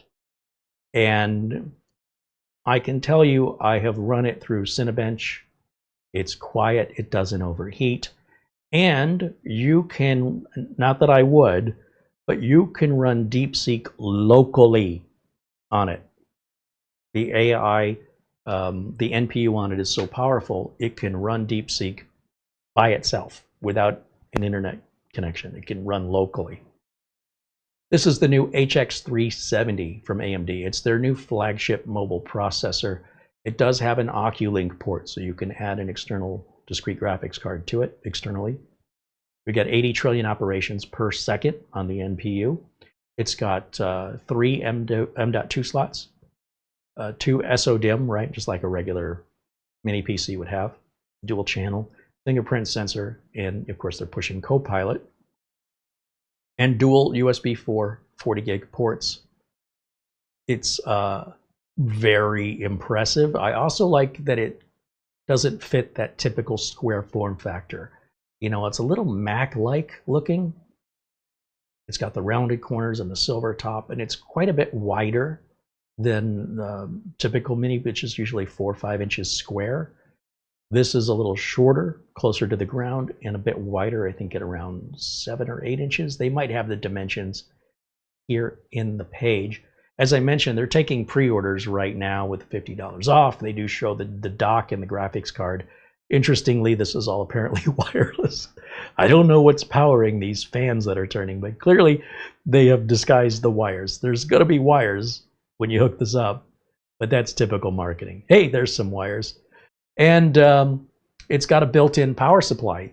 So once again, we're back to just needing a cable that plugs right out of the power supply directly into the back versus, you know, like a laptop power adapter or a barrel jack. You don't have to worry about that anymore. It's all built in now. And my testing on this has me drooling. I can't wait to show you the demo of how this works, because I think this is my new favorite minis for a mini PC. I think it is, but I just can't show it to you yet But we've got it so that when Minisforum is ready to release it, we can immediately make a video the same day. And that's what we're waiting for, is just a green light that Minisforum's ready for us. They sent that to me for free in exchange for a review. You see, it's even got a little stand it comes with if you want to put it on its side. And sometimes these PCs are kind of like more of the same. And I'm excited about this one because it's very respectable in power, performance, unique design. And I don't know what the price is going to be on it, but I know it's not going to be cheap. But you do get what you pay for here. And the fans were very quiet. I have not found anything about this to suggest any improvement. As I recall, even the rubber feet were moved off to the side, not covering up the screws, I think, if I'm remembering it correctly. I mean, it's pretty rare that I encounter a PC where I don't have a suggestion for improvement. That's how impressed I am. That doesn't happen very often. So that's coming up here probably in the next couple weeks, I hope. So when I see these other PCs from ASRock and Asus, the little ones, they're awfully expensive for what looks like a generic box. If I'm going to pay a bit more, I want it to be the pinnacle of performance, noise, size, aesthetics. I don't need the RGB. I don't need that nonsense. I want that money to go into better quality components. So, you know, maybe in a couple of years' time, right? Like anything else, this won't be that impressive. But right now, today, this blows everything else out of the water, at least that I've experienced. So, and we'll see what the pricing is. But I am so looking forward to that.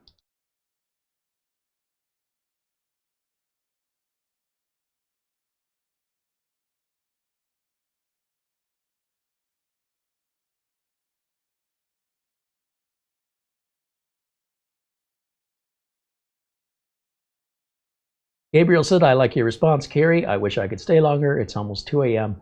Hey, have a good evening. Thanks for hanging out with us, Gabriel. We hope you'll join us again, and I appreciate your questions. I do. Sean Baxter says hello from the UK. Mecca Cameron says DeepSeek locally. Yep. Yep. I think there's an article, I think Minisforum, if you want to learn more about that.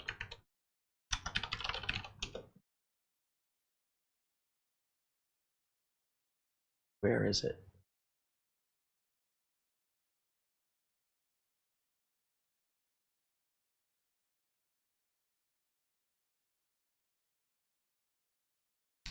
I think Minisforum has a video here on YouTube where they demonstrate it. And this is a company video. This is not a YouTuber per se, but rather a Minisforum company website. Let's see. Yeah, here it is. So again, I can't really show this to you without potentially getting a copyright strike, but I can show you a few seconds of it, which is this video here, testing DeepSeek R1 Minisforum AI X1 Pro. And if you want to learn more about that, it looks like they filmed it live. That's here on YouTube for you to check out. And Minisforum has their own channel. So if you want to see their take on the way they show their videos, are very small, you know, 2 minutes here, a couple of shorts. They're very, very limited with any detail or depth. They're kind of like extended commercials, but they do really nice videography. And if you're just somebody who wants to, you know, get the gist of it, they're fantastically produced. So just so you know, that content's out there and you can subscribe to them right there at Minisforum Official. Okay, back over to the chat.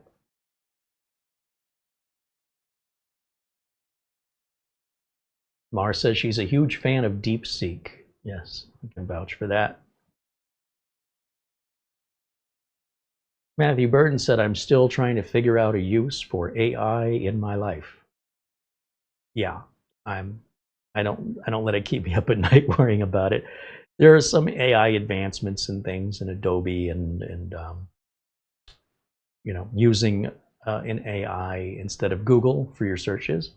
But overall, you may not have an AI necessity in your life. You don't have to. Mara has been using it to create recipes. Can the AI tell me how I can make a chocolate fudge cake without using any sugar, or making it low carb and no sugar, make it keto? And the AI will come up with recipes, and they usually require some adjustment, right? But they're often very inspirational and give her the very starting point or catalyst she needed that she can build on from there. No, I'm not saying it correctly. I'm using it to help me calculate the nutrition values in recipes. But you were asking it for recipes. I was at first to see what it would do with the cookbook, but none of those are in the cookbook. Anything that's in the cookbook. No, I didn't even talk about a cookbook. I'm just talking about you using it for inspiration and recipes. I had gotten a couple that I had it produced to see what it would do with it, but the rest of it, what I'm primarily using it for, is to calculate the nutrition. Is doing those nutrition values is very time consuming.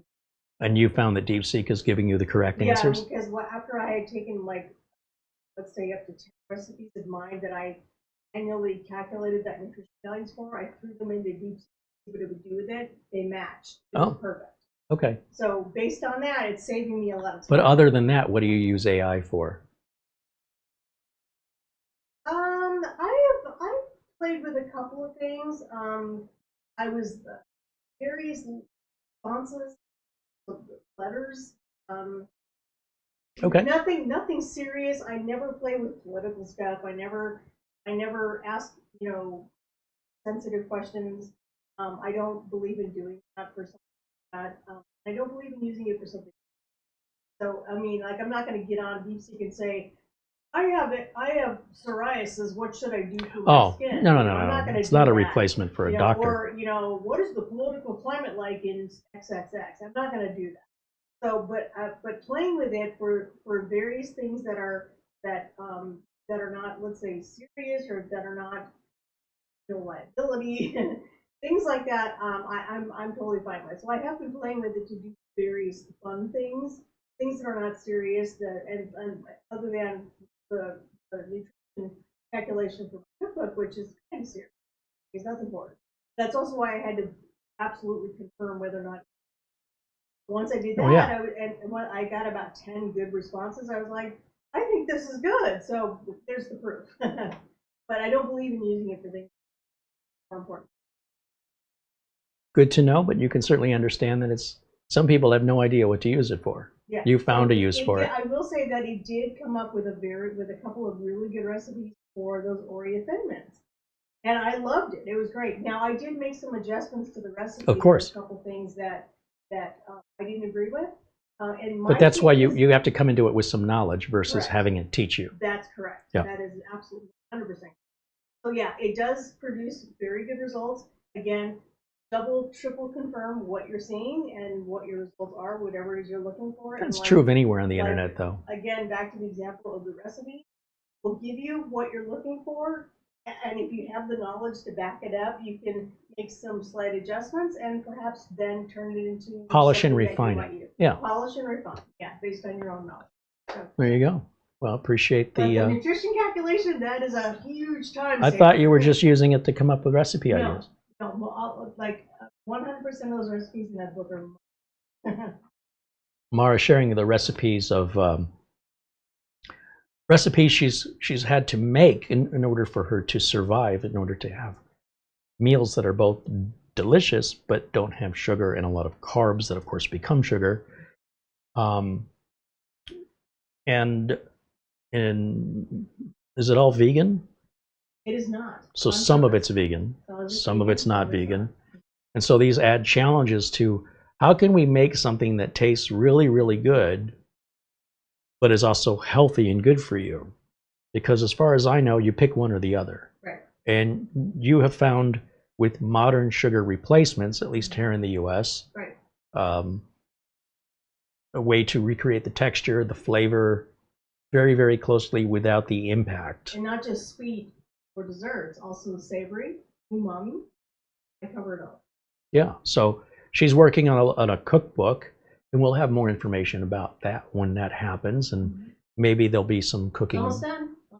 Maybe some cooking demonstrations of some of the recipes Sure. that might inspire those of you who want to eat healthier, or perhaps have struggles with blood sugar, but you don't want to give up that flavor and texture, and you think you have to be healthy. You don't.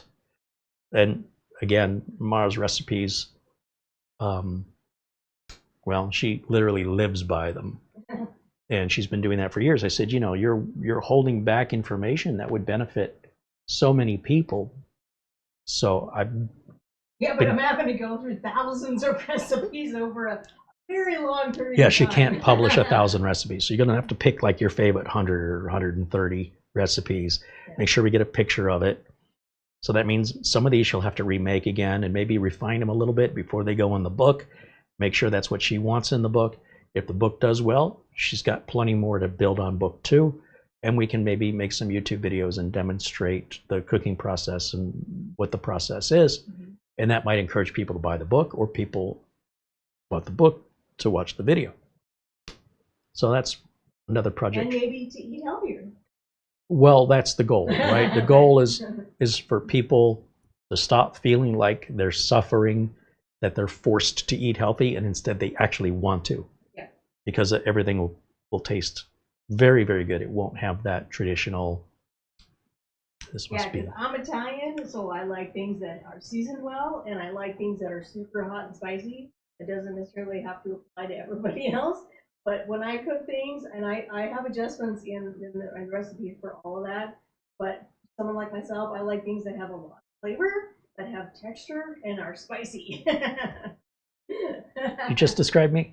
That's why I'm here.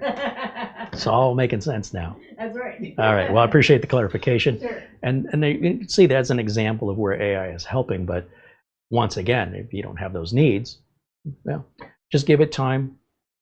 The AI will be in your life whether you like it or not, through companies you deal with or services you utilize that will be implementing it, and you may not even realize it. We're not there yet, but it's expanding and evolving quite rapidly. Ben Laird said AI is in its infancy with a long way to go. I agree with you, except the speed at which it's moving can cover a lot of distance every day. So even though it's a long way, we're going to get there very, very quickly. A couple of years, I think. Now, 20 years ago, probably would have taken much longer. But with technology advancing as much as it is, and with the advancements happening as quickly as they're happening, long distances don't seem so long anymore. Something to keep in mind.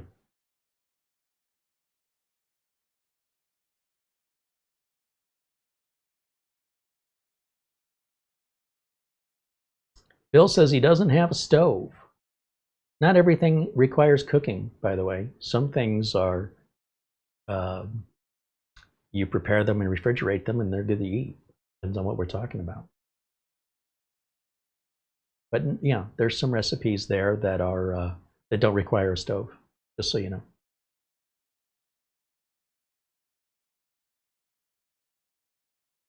Bill says he's never going to use AI.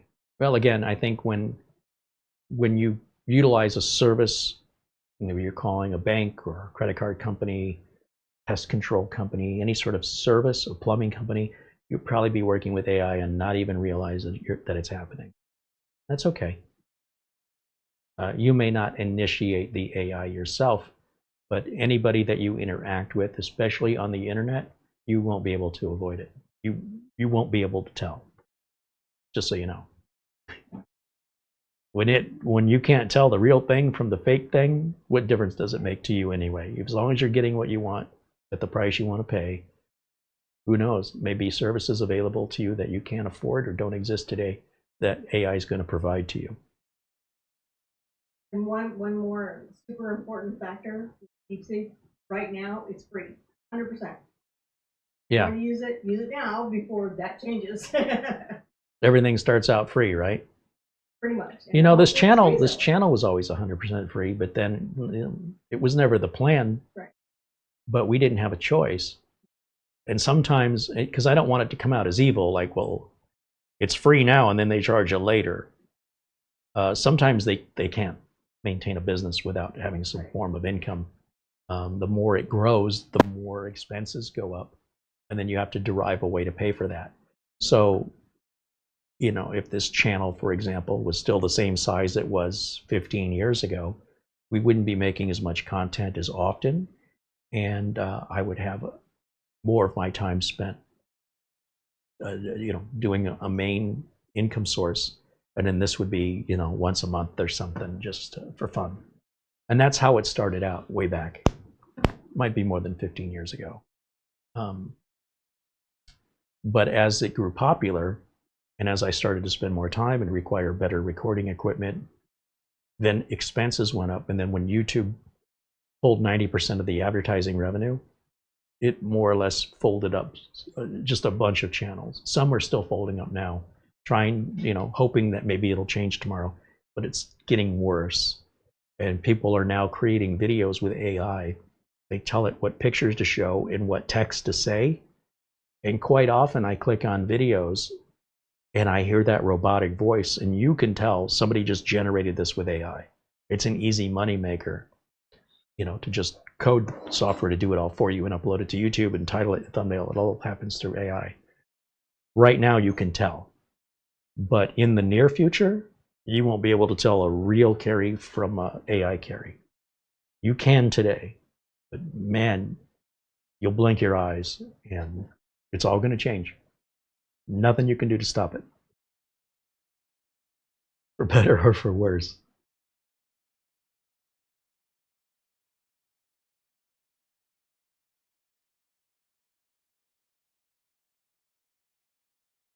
Scott said he saw a cooking show. Hey, Mara. Scott said he saw a cooking show last week of things you can use instead of eggs. They used part of a banana in a cake. It turned out light and fluffy. You have a lot of things you use instead of eggs, Yeah, don't you? so the problem with using banana is it's carbs and sugar. Carbs and sugar. So you wouldn't use it, but No. But we're not buying eggs because they're too expensive. No. We're not buying eggs for. There's a lot of wonderful vegan replacements for egg that are apparently now cheaper than eggs. Yeah. But what are some examples of what you've used in place of eggs? Just egg is one. Just egg. Just egg. Which is probably more money than eggs. But that's in a little, looks like a little mayonnaise. Yeah, it's in a carton. Oh, it's a carton? Yeah, and you pour it out. It's equal to about, I think it's about. But it's not egg. It looks like egg. It looks like egg. It's made out of mung bean. Mung bean? Mung bean. And it cooks up just like an egg. Cooks like eggs. You treat it like eggs. And bake it in baked goods. Yeah. Whatever. See, I told you she's got good recipes, right? People don't know about aquafaba. Aquafaba. Yeah, aquafaba is the liquid that. He's on the Marvel superhero, isn't it? Aquafaba is the liquid that comes in a can. Fava or faba? Faba. F-A-B like big. Aquafaba. Aquafaba. And that would be an egg, like egg whites. Substitute as well. That is an egg substitute. And that's all vegan. It's low carb, no sugar. No carb, no. Yeah. You probably have a few more you could name off. Well, yeah. In baked goods, you can use a flax egg or a chia egg. And what I mean by egg is really it's just flaxseed or chia seeds in water. Isn't the texture all gritty? No. So once you add the water to the chia or the flax and you let it sit about 15 minutes, it turns into like a. It basically acts like an egg. I don't want a Jell-O egg. No. Depends. If you're putting it in baked goods, you can't tell. It just helps with. I didn't even want to eat a gummy bear in the shape of an egg. No. Just no. But my point is there's plenty of alternatives. Yeah. Including buttermilk. I know how to make vegan buttermilk. Vegan buttermilk? Correct. Does that come from unsweetened cashew vegan milk cows? And vinegar. That's cashew milk? You can't milk a cashew. You can try. That is nut juice. It's nut juice. It's not milk. It's juice from a nut. Yeah, it's the nut dairy juice. industry tried to make them change that whole thing. Just truth in advertising. Milk is milked. When you add juice is squeezed. To nuts, that it's tight. Unlike the blender or whatever processor you're going to use, it turns into milk. That's what happens. It's not milk. That's juice. Call it which you will. I'm going to go to the store and ask if they have any 2% juice. They're going to say, did you mean milk? Then I'm going to say, do you have any cashew milk? And they'll say, you mean cashew juice? That's the way the world should be. Consistent. Okay. Excuse me, could you tell me what aisle the nut juice is? I'm not going to argue this point. Anyway. Right. I just want a little consistency in my world. Right. Is that a real Mara or is that an AI Mara? AI. All we hear is a voice off camera. I've been taking lessons from Jeff Dunham. Meow.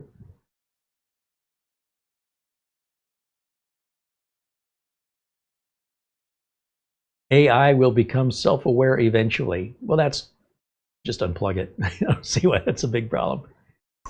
It needs power, right? So as long as you unplug it, I think you'll be okay.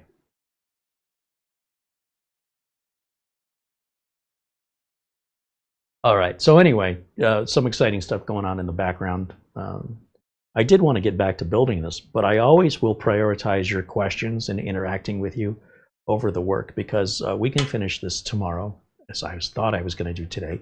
I know that since I've been away more than normal during the renovations, that people might have some things on their mind and you want to get caught up, and I want to give you that opportunity here, because this isn't going to a customer. This is a channel build, and it's being built for you guys. And if you guys want to talk about some things that are on your mind, well, I'm happy to do that too. And this can wait. We'll pick it up tomorrow. I wanted you to see that the standoff issue has been resolved. CoolerMaster did reach out and say they would send me one. I just need to send them the serial number, proof of purchase, my name, my address. You know what? I'm just making a point to them. This was a disappointment in a case of this caliber at this price point. There's no good excuse, right? Why did you leave it out? There's even space, 2 empty holes they're not even using. You could have shoved a couple standoffs in there. It's not like you don't have them. And I want them to know I'm not happy about it. I don't need them to mail me a standoff. I just want them to know I found this profoundly unexpected, both from their name brand that have done this before on other cheaper cases, let alone on a case where they claim everything's, a lot of the stuff's been done for you, like the cooler's installed, the fans are installed, the power supply is installed. They're supposed to be making it easy, and then they leave out what I feel is a critical part, that normally, it is normal, you get a couple of extras, universally with any case you buy. This is one of the rare circumstances where I got no extras, and one of the rare circumstances that I paid this kind of money. That was the point. The good news is they were more than happy to, send me one. But whatever that cost their tech support to answer my query, to create a trouble ticket, and then if I followed through to have to pay somebody to put standoffs or a standoff into an envelope, get that envelope addressed, pay for the postage and send it out, is way, way more expensive than just including it in the package. That's all I'm trying to say. But I wanted you to be aware of what was done on the members only video. If you're not a member, you missed it. That's all we did. So the board is properly mounted now, all 10 holes. And then we've got the power supply to hook up. We've got the water block to hook up. And then, we had previously tested this board with a couple of temporary coolers. This is a really nice motherboard. I don't know why ASRock put the 10th hole. ASRock said the 10th hole isn't needed. And I said, then why is it there? And they said, because some cases support 10 holes. And I said, but if the case supports 10 holes, why? If it's not needed, why would you have it? And they said, well, if it's that important to you, and I literally mean this is what they said, maybe you should pay attention to how many holes a motherboard has and how many holes or standoffs your case has before you purchase it. Wow. Wow. Okay. They didn't explain why. They said it wasn't necessary unless it was necessary. Great. Thanks for the clarification, ASRock. Listen, this is exactly what I predicted ASRock would say. It's a great motherboard. I don't regret buying it, and I still like ASRock boards. I can't think of one motherboard manufacturer that has good support. Not MSI, not Gigabyte, not Asus, not ASRock.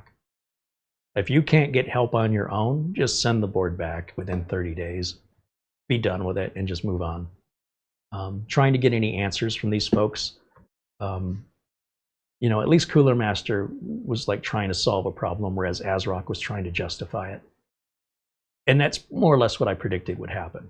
In fact, I wouldn't be surprised if CoolerMaster just sent me 1,000 standoffs and said, here, don't call us again, right? This should make you happy. Here's a bag of 100 of them, Mr. YouTube guy. Here you go. That should take care of you for a while. Will that shut you up? But they didn't do that. But it would have been funny if they did. But they did make the attempt. You know, if I want to fill in all these fields of information, they'll put a standoff or two in the mail to me.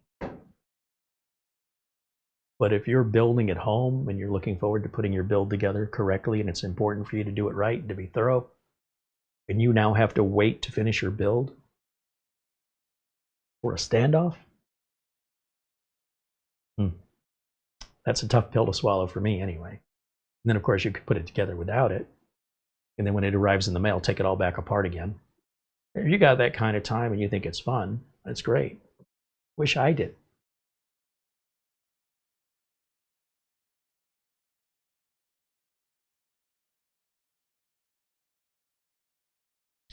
Mara used to be camera girl, and now she's off camera girl. Off camera girl. We're going to bring the close-up camera back. The problem is, you know, we have a lot of work to do here in the studio. It's a lot of work. And once that work is done, we'll have a place for her to stand. Right now, I'm sort of backed into a corner with a pathway to get behind the camera here, or in front of the camera. Due to the urgency of the move, the way that it went down was unpleasant and unfortunate. And so it was enough to just get it all over here, right? And so now I got to figure out where everything is, and then it all has to be organized. And while we're doing that, we still have other renovations happening. But we'll get there. I mean, this is the first time I've had a dedicated studio space.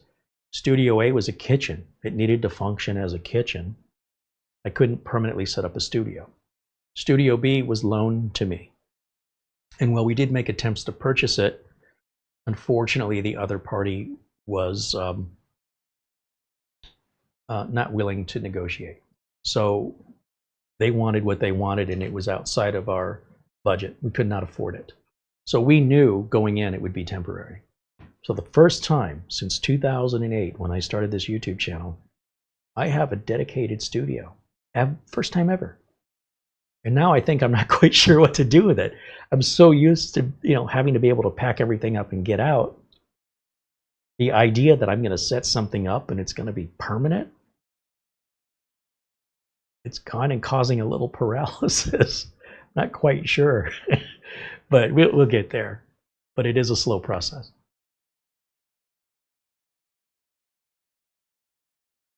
Frank Jimmy says Mara is like Carey's Alexa. Alexa doesn't threaten me. What are you talking about? Are all your customers up to date? No Windows 10 computers out there. Windows 10 is still up to date. I don't understand. Did Windows 10 go obsolete? Did support end for that? And nobody told me. Windows 10 support is supposed to end. What is this? February, March, April, May, June, July, August, September, October. 8 months from now. That's a long way away. The way we handle the transition for my clients is we don't just upgrade an office. It doesn't work like that. We'll upgrade a person in the office who is technically like the person who is like the go-to person in the office whenever there's, hey, the printer won't print or there's a problem. There's always somebody at the office that's the first go-to that another employee will go to. And then if they can't figure it out, that person, the go-to person, calls me. So whoever that go-to person is from office to office, they're usually the ones to get the upgrade first. And then they get to familiarize themselves with it so that they can teach or help people in the office, and that I'm not individually having to tutor each individual employee every single time, because it's not like I get them in a classroom. They're going to call me whenever they have a question. No.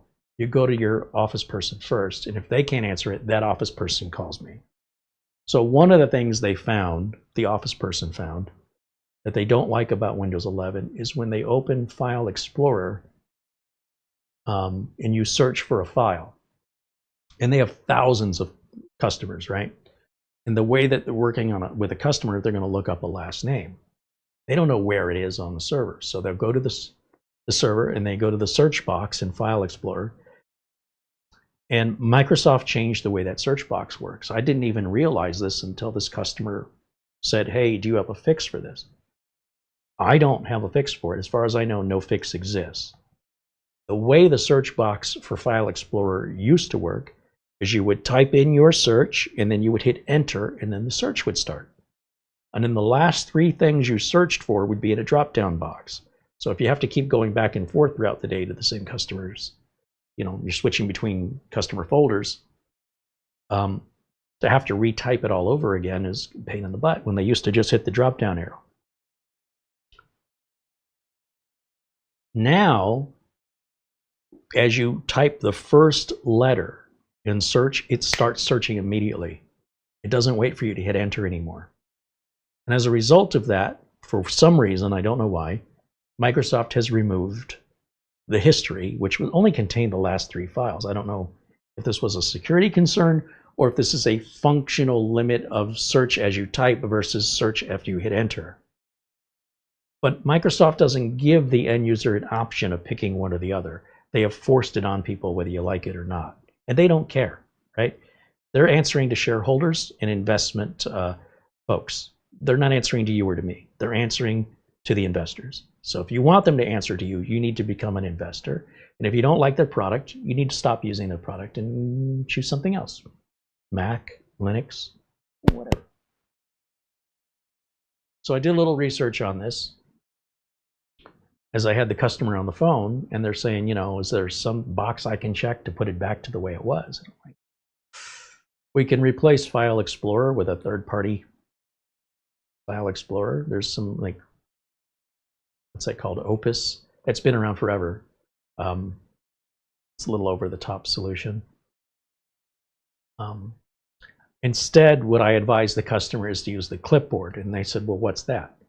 I said, well, it's not enabled by default, but you can hit Control-C on your search, whatever that customer's name is, and copy that into your clipboard. And then you hit, you can bring your clipboard up that shows the last few things you've copied and just pick the one you want. So you don't have to retype it over and over again. It'll enter it right back in for you. And the customer's like, oh, it's not as easy, but it's definitely easier than having to retype it. I didn't even know the clipboard was there. Well, it's not enabled by default. So you go in and you turn your clipboard on. Just type in search, type in clipboard, and it'll pop up. And then you enable it. And then it's Windows T, or forget the letter. 2 key presses will pop that up. And then you can see the last few things you've copied. And then if you're worried about people being able to see your copy history, you can clear that out at the end of the day or whenever you want. So it's there for convenience. But I would not, I mean, if you can just imagine if I rolled out Windows 11 to everybody at the office on the same day, if everybody got it at the same time, my phone would be ringing off the hook, and it wouldn't give me any time to really research this and understand and verify what the problem is while I'm constantly being distracted with other calls and emails coming in. So we roll it out very gently. We start with one person, one knowledgeable person at the office who's comfortable with it, because you're going to have employees at the office who don't like change. Very common. It's not my job. I'm not there to make you like it. I'm there to make it work, and it's your job to keep up. That's why it's a job. They're paying people. If you don't like your job, you can quit. All right? So I don't deal with that. Instead, I'll have one person at the office try their software, make sure all the software works, that there's no consequences that might interfere with office productivity. And we'll let them use it for a couple months. We've got 8 months. Microsoft has further said that they will enable support for Windows 10 for $30 for 1 year for people, for whatever reason, who aren't ready yet. Microsoft has not said how they're going to implement this, but that when we get closer to October, they'll provide us a pathway. It only buys you one more year. Microsoft has never done this for consumers. They've only done that for businesses. Usually it costs in 6 figures for support to do this for big corporations. So it would well be out of the reach of consumers. But this time Microsoft says they're going to offer it to consumers.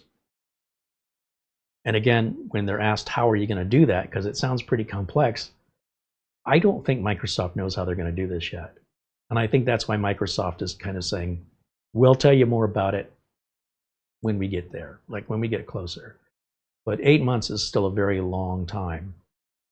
If you were pregnant today, 8 months from now, you probably still would not have a baby. Take a while. Anyway, some of my clients do have Windows 11, and some of my clients have a mixture of both.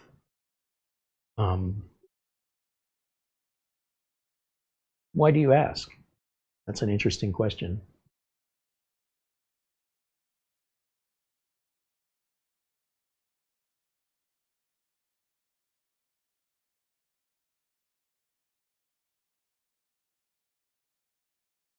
Natty King Kongs, this will keep happening. It happens from Windows 11 to Windows 12. So you know I've been in this business since 1991, right?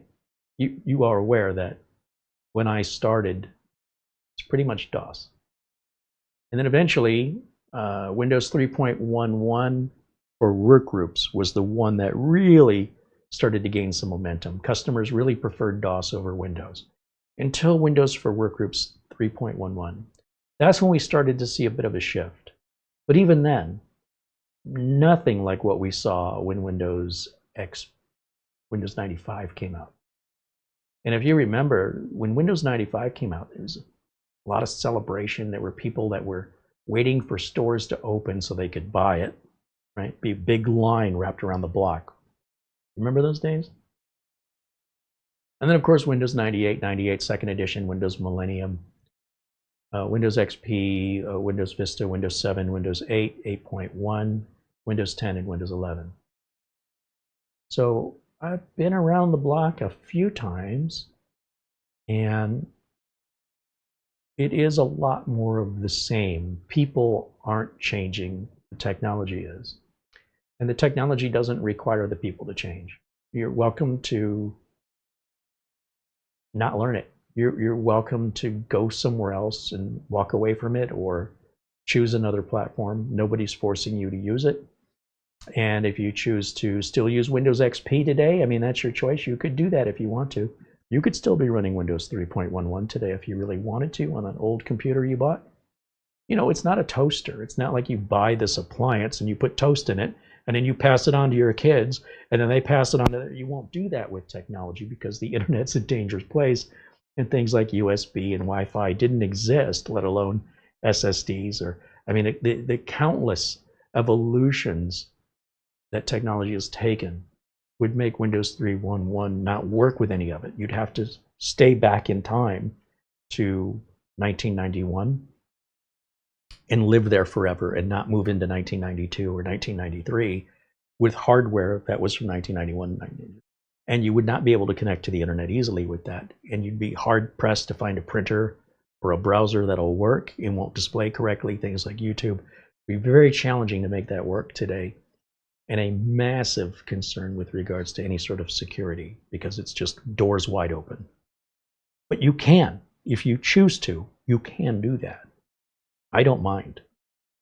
But if you're paying me to support you and there's a liability on my behalf of any financial losses from the business due to me being incomplete or doing a job incorrectly, you know, America is a very litigious society. I probably won't be in business very long because I'm trying to appeal to somebody's feelings.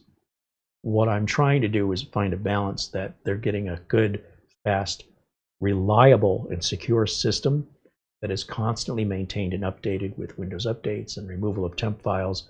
It's upgraded when they run out of space or they need more RAM or they need whatever it is, a bigger monitor. You know, we used to have CRT screens. I don't have any customers with CRT screens anymore, but there might be some of you out there that still use them.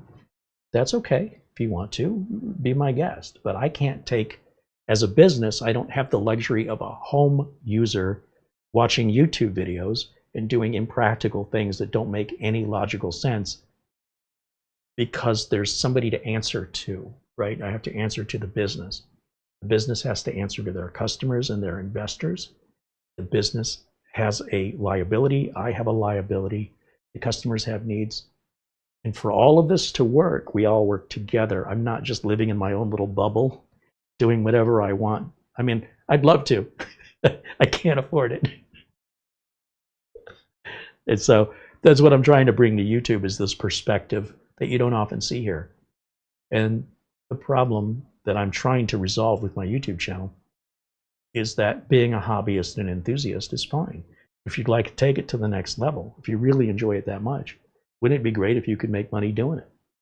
And I'm here to show you what that entails, some of the considerations and consequences, and make it clear to you that if this is a road or a path you want to go down, that you'll be better prepared than I was, because there was nobody to provide me this information, because computer repair facilities did not exist. It's kind of hard to base your business off something that doesn't exist. So a lot of this I had to figure out as I went. But the same is true with computers themselves. There were no such thing as computer classes when I was learning computers. They did not exist. So you had to figure everything out on your own. If you could afford and find the books, they were very difficult to find. Bookstores didn't normally carry computer books back then. And then finding a college course that would teach it pretty much didn't exist. It takes a while for the education, for the books to get printed, and for syllabuses and teachers to be able to teach it. And so if you're in really early, none of that's been defined yet. In fact, a lot of the people that were in really early, including myself, have written books that can be used to teach. Somebody has to write those books. Now, in 2025, you may have a different perspective in that the information is available at a keystroke. We have evolved to that point, which is fantastic. It still doesn't replace a classroom, because now you get to pick and choose what you learn, which also means you're not learning what you don't know you need to learn, because you don't know any better. And that creates unique problems where we end up with people that have some very technical knowledge but lack base knowledge. It's like they know how to run, but that no one ever taught them how to walk. It's very, very strange when you get to pick what you want to learn, instead of following a syllabus that builds on a foundation that is organized and structured in such a way as to build you up, rather than grab you and then stick you 20 feet away, and you have no idea how you got from point A to point B, how to get there. And that is just a unique situation where we now see a lot of do-it-yourselfers who are just cherry picking what they want to hear, and it's resulting in some really strange repairs in plumbing and electrical work. You can search here on YouTube for professional electricians having to figure out what some DIYer did to create a short circuit. And there's some really, I enjoy watching that stuff, because you're like, how is that even possible? How did they? And then that's the downside, right? Because before the internet, someone didn't know, you'd likely just hire somebody, or you knew somebody who knew somebody, right, that knew something. But now, if you have the motivation, you can Google it and get information, and it's just enough information, right? And sometimes it may be all you need, but sometimes you find out you just made it worse. There's a guy who's got a channel, LRN2DIY, Learn to DIY, and he has this shirt. It says, why pay somebody to do it when you can take 3 times longer and spend 3 times more and do it yourself? It depends what it is, though, right? Like anything else, if you sit down to play a song on a piano and you've never played a piano before, you can watch videos all day. You're just not going to play that piano well until you've done it over and over and over. There's no other way to do it, as far as I know. You have to keep practicing and get better and better. And if you're saying, well, I never wanted to learn the piano, I just want to play this one song, yeah, you're going to have to perhaps play it poorly, and that's as good as you're ever going to be. hire somebody to play it for you, or learn how to play the piano. And you have to give yourself time and ideally proper lessons so that you're not just copying, press this key, now press this key, but they're not explaining what notes are or how to read music. Not that you have to, but it certainly helps.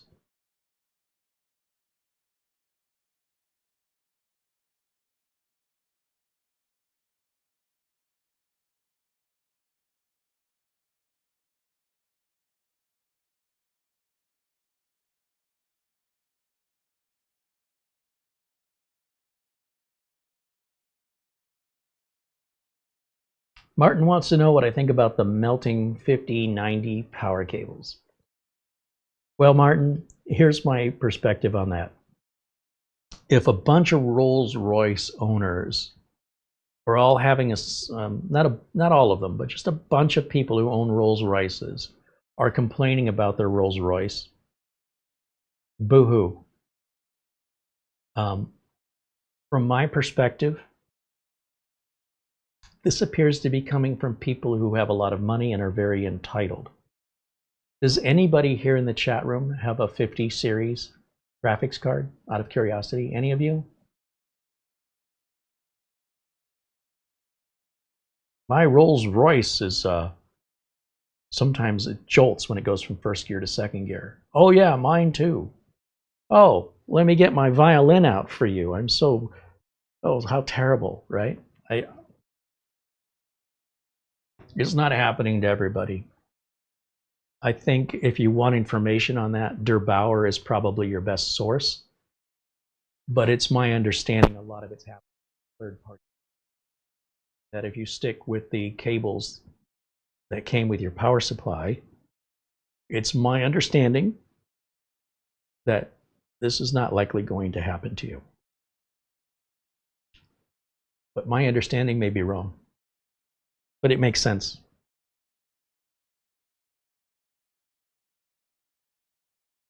Anyway, that's how I feel about it. I just don't care. Like, if you got that kind of money and that kind of time, I wish I was you. That's a bigger problem than, oh, I bought this really expensive, hard to get graphics card. My connector's burning out on my third-party power cable that had the special look. Like, I didn't spend enough money and I didn't spend enough time. Now I'm going to change out my power cable for one I didn't need to change it out, but I'm going to do it anyway. I'm going to spend money I didn't need to spend, and then I'm going to whine and cry because, oh, boo-hoo, my connector burned out. Oh, please let me wipe those tears. Your life is so tough.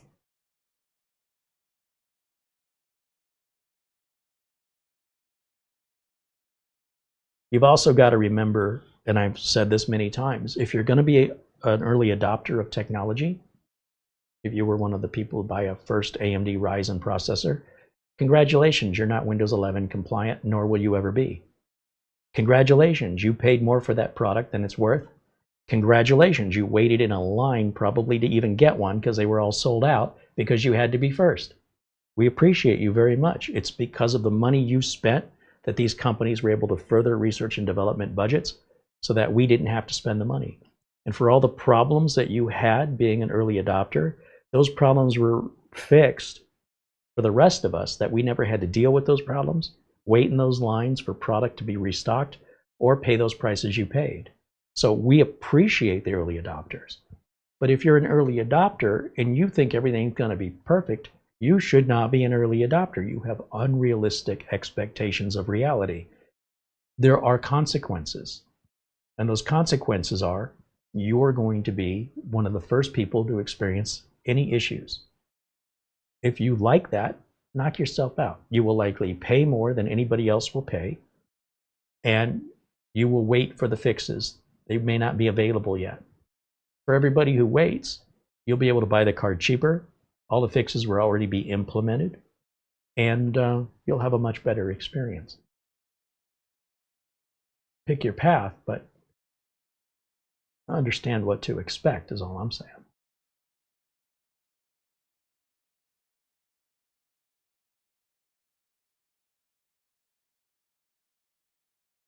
Matthew Burton said, the newest GPU I have is the RTX 4070. in his laptop. Oh, he's got a mobile chip. His two desktops are RTX 4000 and RTX 5000, which are 20 series Quadro cards. I'll tell you what I find interesting is video editing. When you edit a video, your graphics card, when you're talking like NVIDIA or a discrete graphics card, doesn't really do much. It's mostly on the CPU. I don't care if it's Power Director or Adobe Premiere. It's mostly a CPU task to encode a video. When you decode, when you play it back, that's when your video card efficiencies come in. So imagine my surprise when I buy a $1,000 graphics card to make my video editing go faster, and it actually goes slower than the built-in GPU on the Intel CPU. Not a little bit, like by 50%. If it took an hour to render the video on my internal graphics card, 2 hours. Hour and a half to 2 hours on an NVIDIA or Radeon card. I made it worse. Well, granted, they're not Quadro cards because I don't have $5,000, but people don't understand that. They don't understand the difference between encoding and decoding or what the requirements are. And so they spend money they don't need to spend for equipment they don't need to have to overcomplicate something that can be relatively simple that will give them more consistent, more reliable, and faster results. Over and over and over. I see this over and over and over. More is better, more is better. No, it depends how you use it. And so for some people, that graphics card may be a great investment. For me, I made everything worse. The graphics card gets pulled. I don't need my video rendering taking any longer than it takes. On my Galaxy Book 3 laptop, it's got both the Intel graphics and the NVIDIA graphics, like you were describing. And by default, Power Director will use the Intel graphics, but you can change it and say, I want to prioritize my NVIDIA graphics, right? Because that should help. You can just look at your resources when you do that and watch what happens. Your processing time gets much, much longer, and your CPU usage goes down. But when you say I want to use the Intel graphics card, the CPU usage goes way up, into the 90% range, and then the built-in CPU GPU that also goes up to like 40%, something like that. Even that was very, very CPU intensive to do video encoding, and it's almost universal on all video and production software. But again, the Quadro cards may be a different story entirely, but I don't have the budget for that. So as you can imagine, when you're looking at it through my eyes, my customers don't need discrete graphics cards. They don't see any difference. It's one more thing that can break. It adds noise. It consumes more power, which means it costs more money to run the computer. And if you've got an office of 100 computers, that adds up quickly. And if you're trying to air condition the building, and these things are all putting out heat, now you're paying for the extra air conditioning, right? Because you've got little heaters down here, and then you spent more money for each box than you needed to. And so we're trying to get the right equipment aligned with the budget and needs of the end user. And it's not just one sort of blanket that you cover everybody with and say, this is all good for everybody. That's what Apple does. And if you want that world, it does exist at Apple. And perhaps that would be better aligned to what your expectations are. But the benefit of a PC is that you can adjust it and accommodate it to meet whatever desires and budgets you have for any reason you want. And that's why I don't use any Apple products. I basically wouldn't have a job unless I was working for Apple, which doesn't really give you a lot of choices. If you lose the job for any reason, where else are you going to go? You're kind of stuck. So I love the freedom of choice for both myself as a tech, for the amount of work I have. That's, so many people use Windows computers in so many different ways.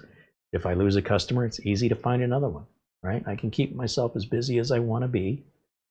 And the way that I go about fixing things or recommending solutions isn't as limited as it is on other platforms like Apple, where it's A or B, and that's your only choices, and it's very expensive.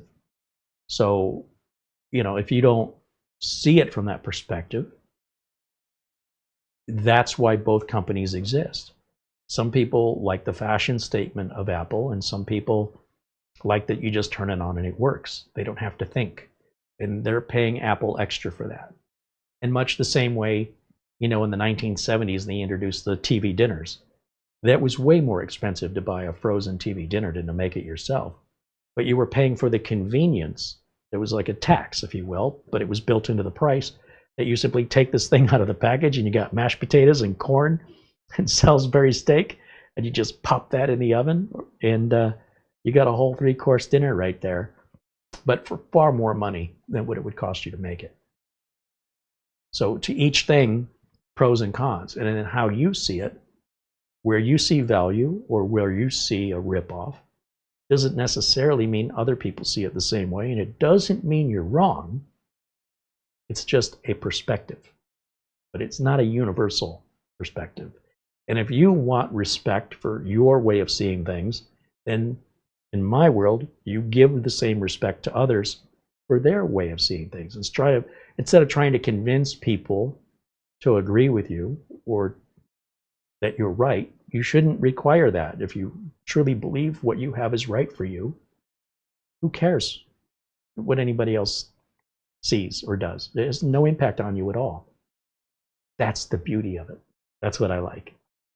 So anyway, a little off track there, but I don't anticipate we're going to get a 50 series NVIDIA card here for quite some time.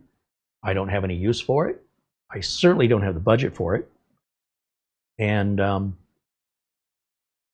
I'll enjoy reading the news items and Reddit forums of all those early adopters whining about being an early adopter. I don't know what they were expecting, but this is pretty much par for the course with any brand new product. It's always the same. Always the same.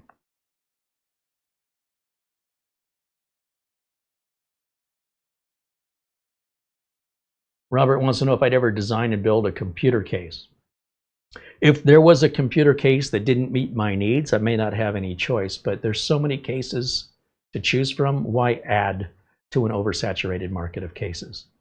I don't see any point in it. That's not an easy undertaking. And, you know, there are people that can make like 3D printed, particularly like mini ITX cases, smaller ones. But I don't, you know, when I started as a computer technician, I didn't think maybe one day I could sit down and make slice files for a 3D printer. I don't want to do that. I don't want to use AutoCAD. I don't want to use Blender. None of that sounds appealing to me at all. That is not what I do. You might as well ask me if I want to do genetic research, and no, I have no interest in it. I can build a computer that can do that, but how you use it, I have no idea. But I can make sure it runs well, that it's secure, that it's quiet, and even that it's aesthetically pleasing, so long as you pay me. That's my job. All that other stuff isn't what I do. That's what other people do. And I give them the tools to do that. I don't see any reason to design a case. There's far too many cases out there to choose from.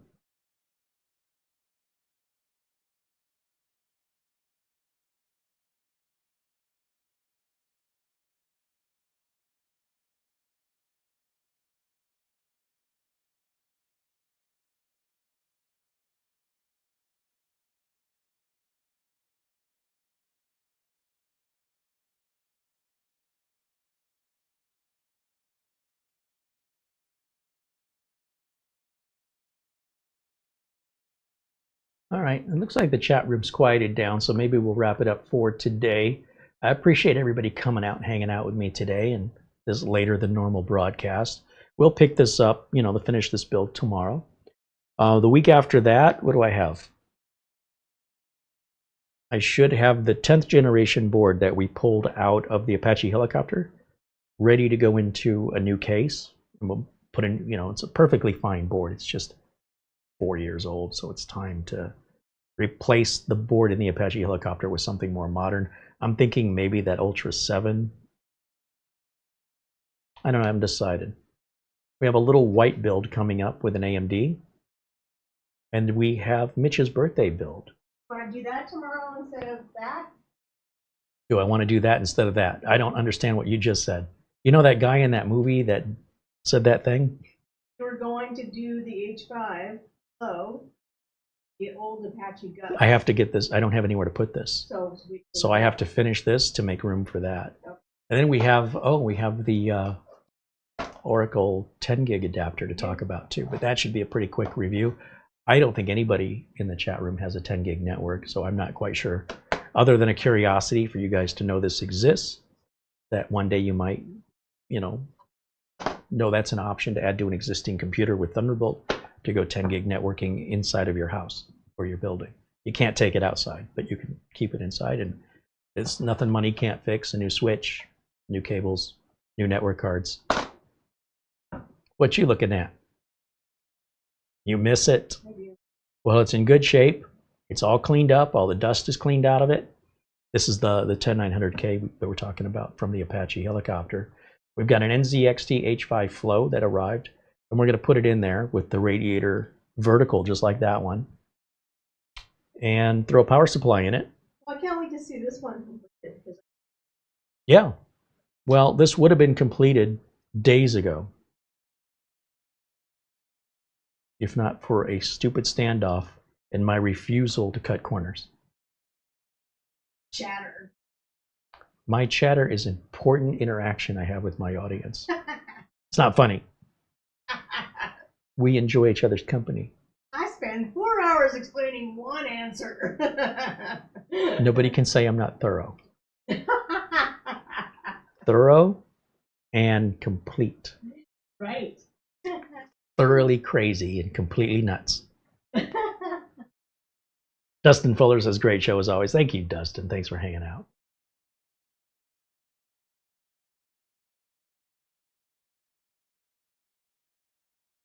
Okay, well, I hope I didn't miss anybody in here.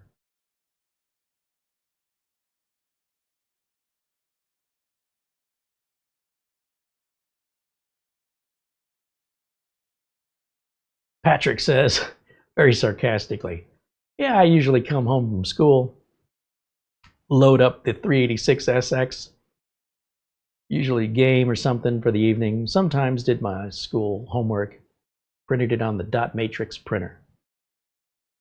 Good days. 3D pinball, Space Cadet, yeah.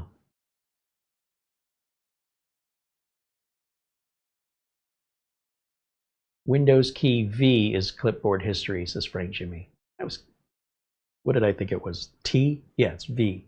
Like Control V is paste, so Windows key V will bring up your copy history if you enable the clipboard. Thank you for that information, Frank.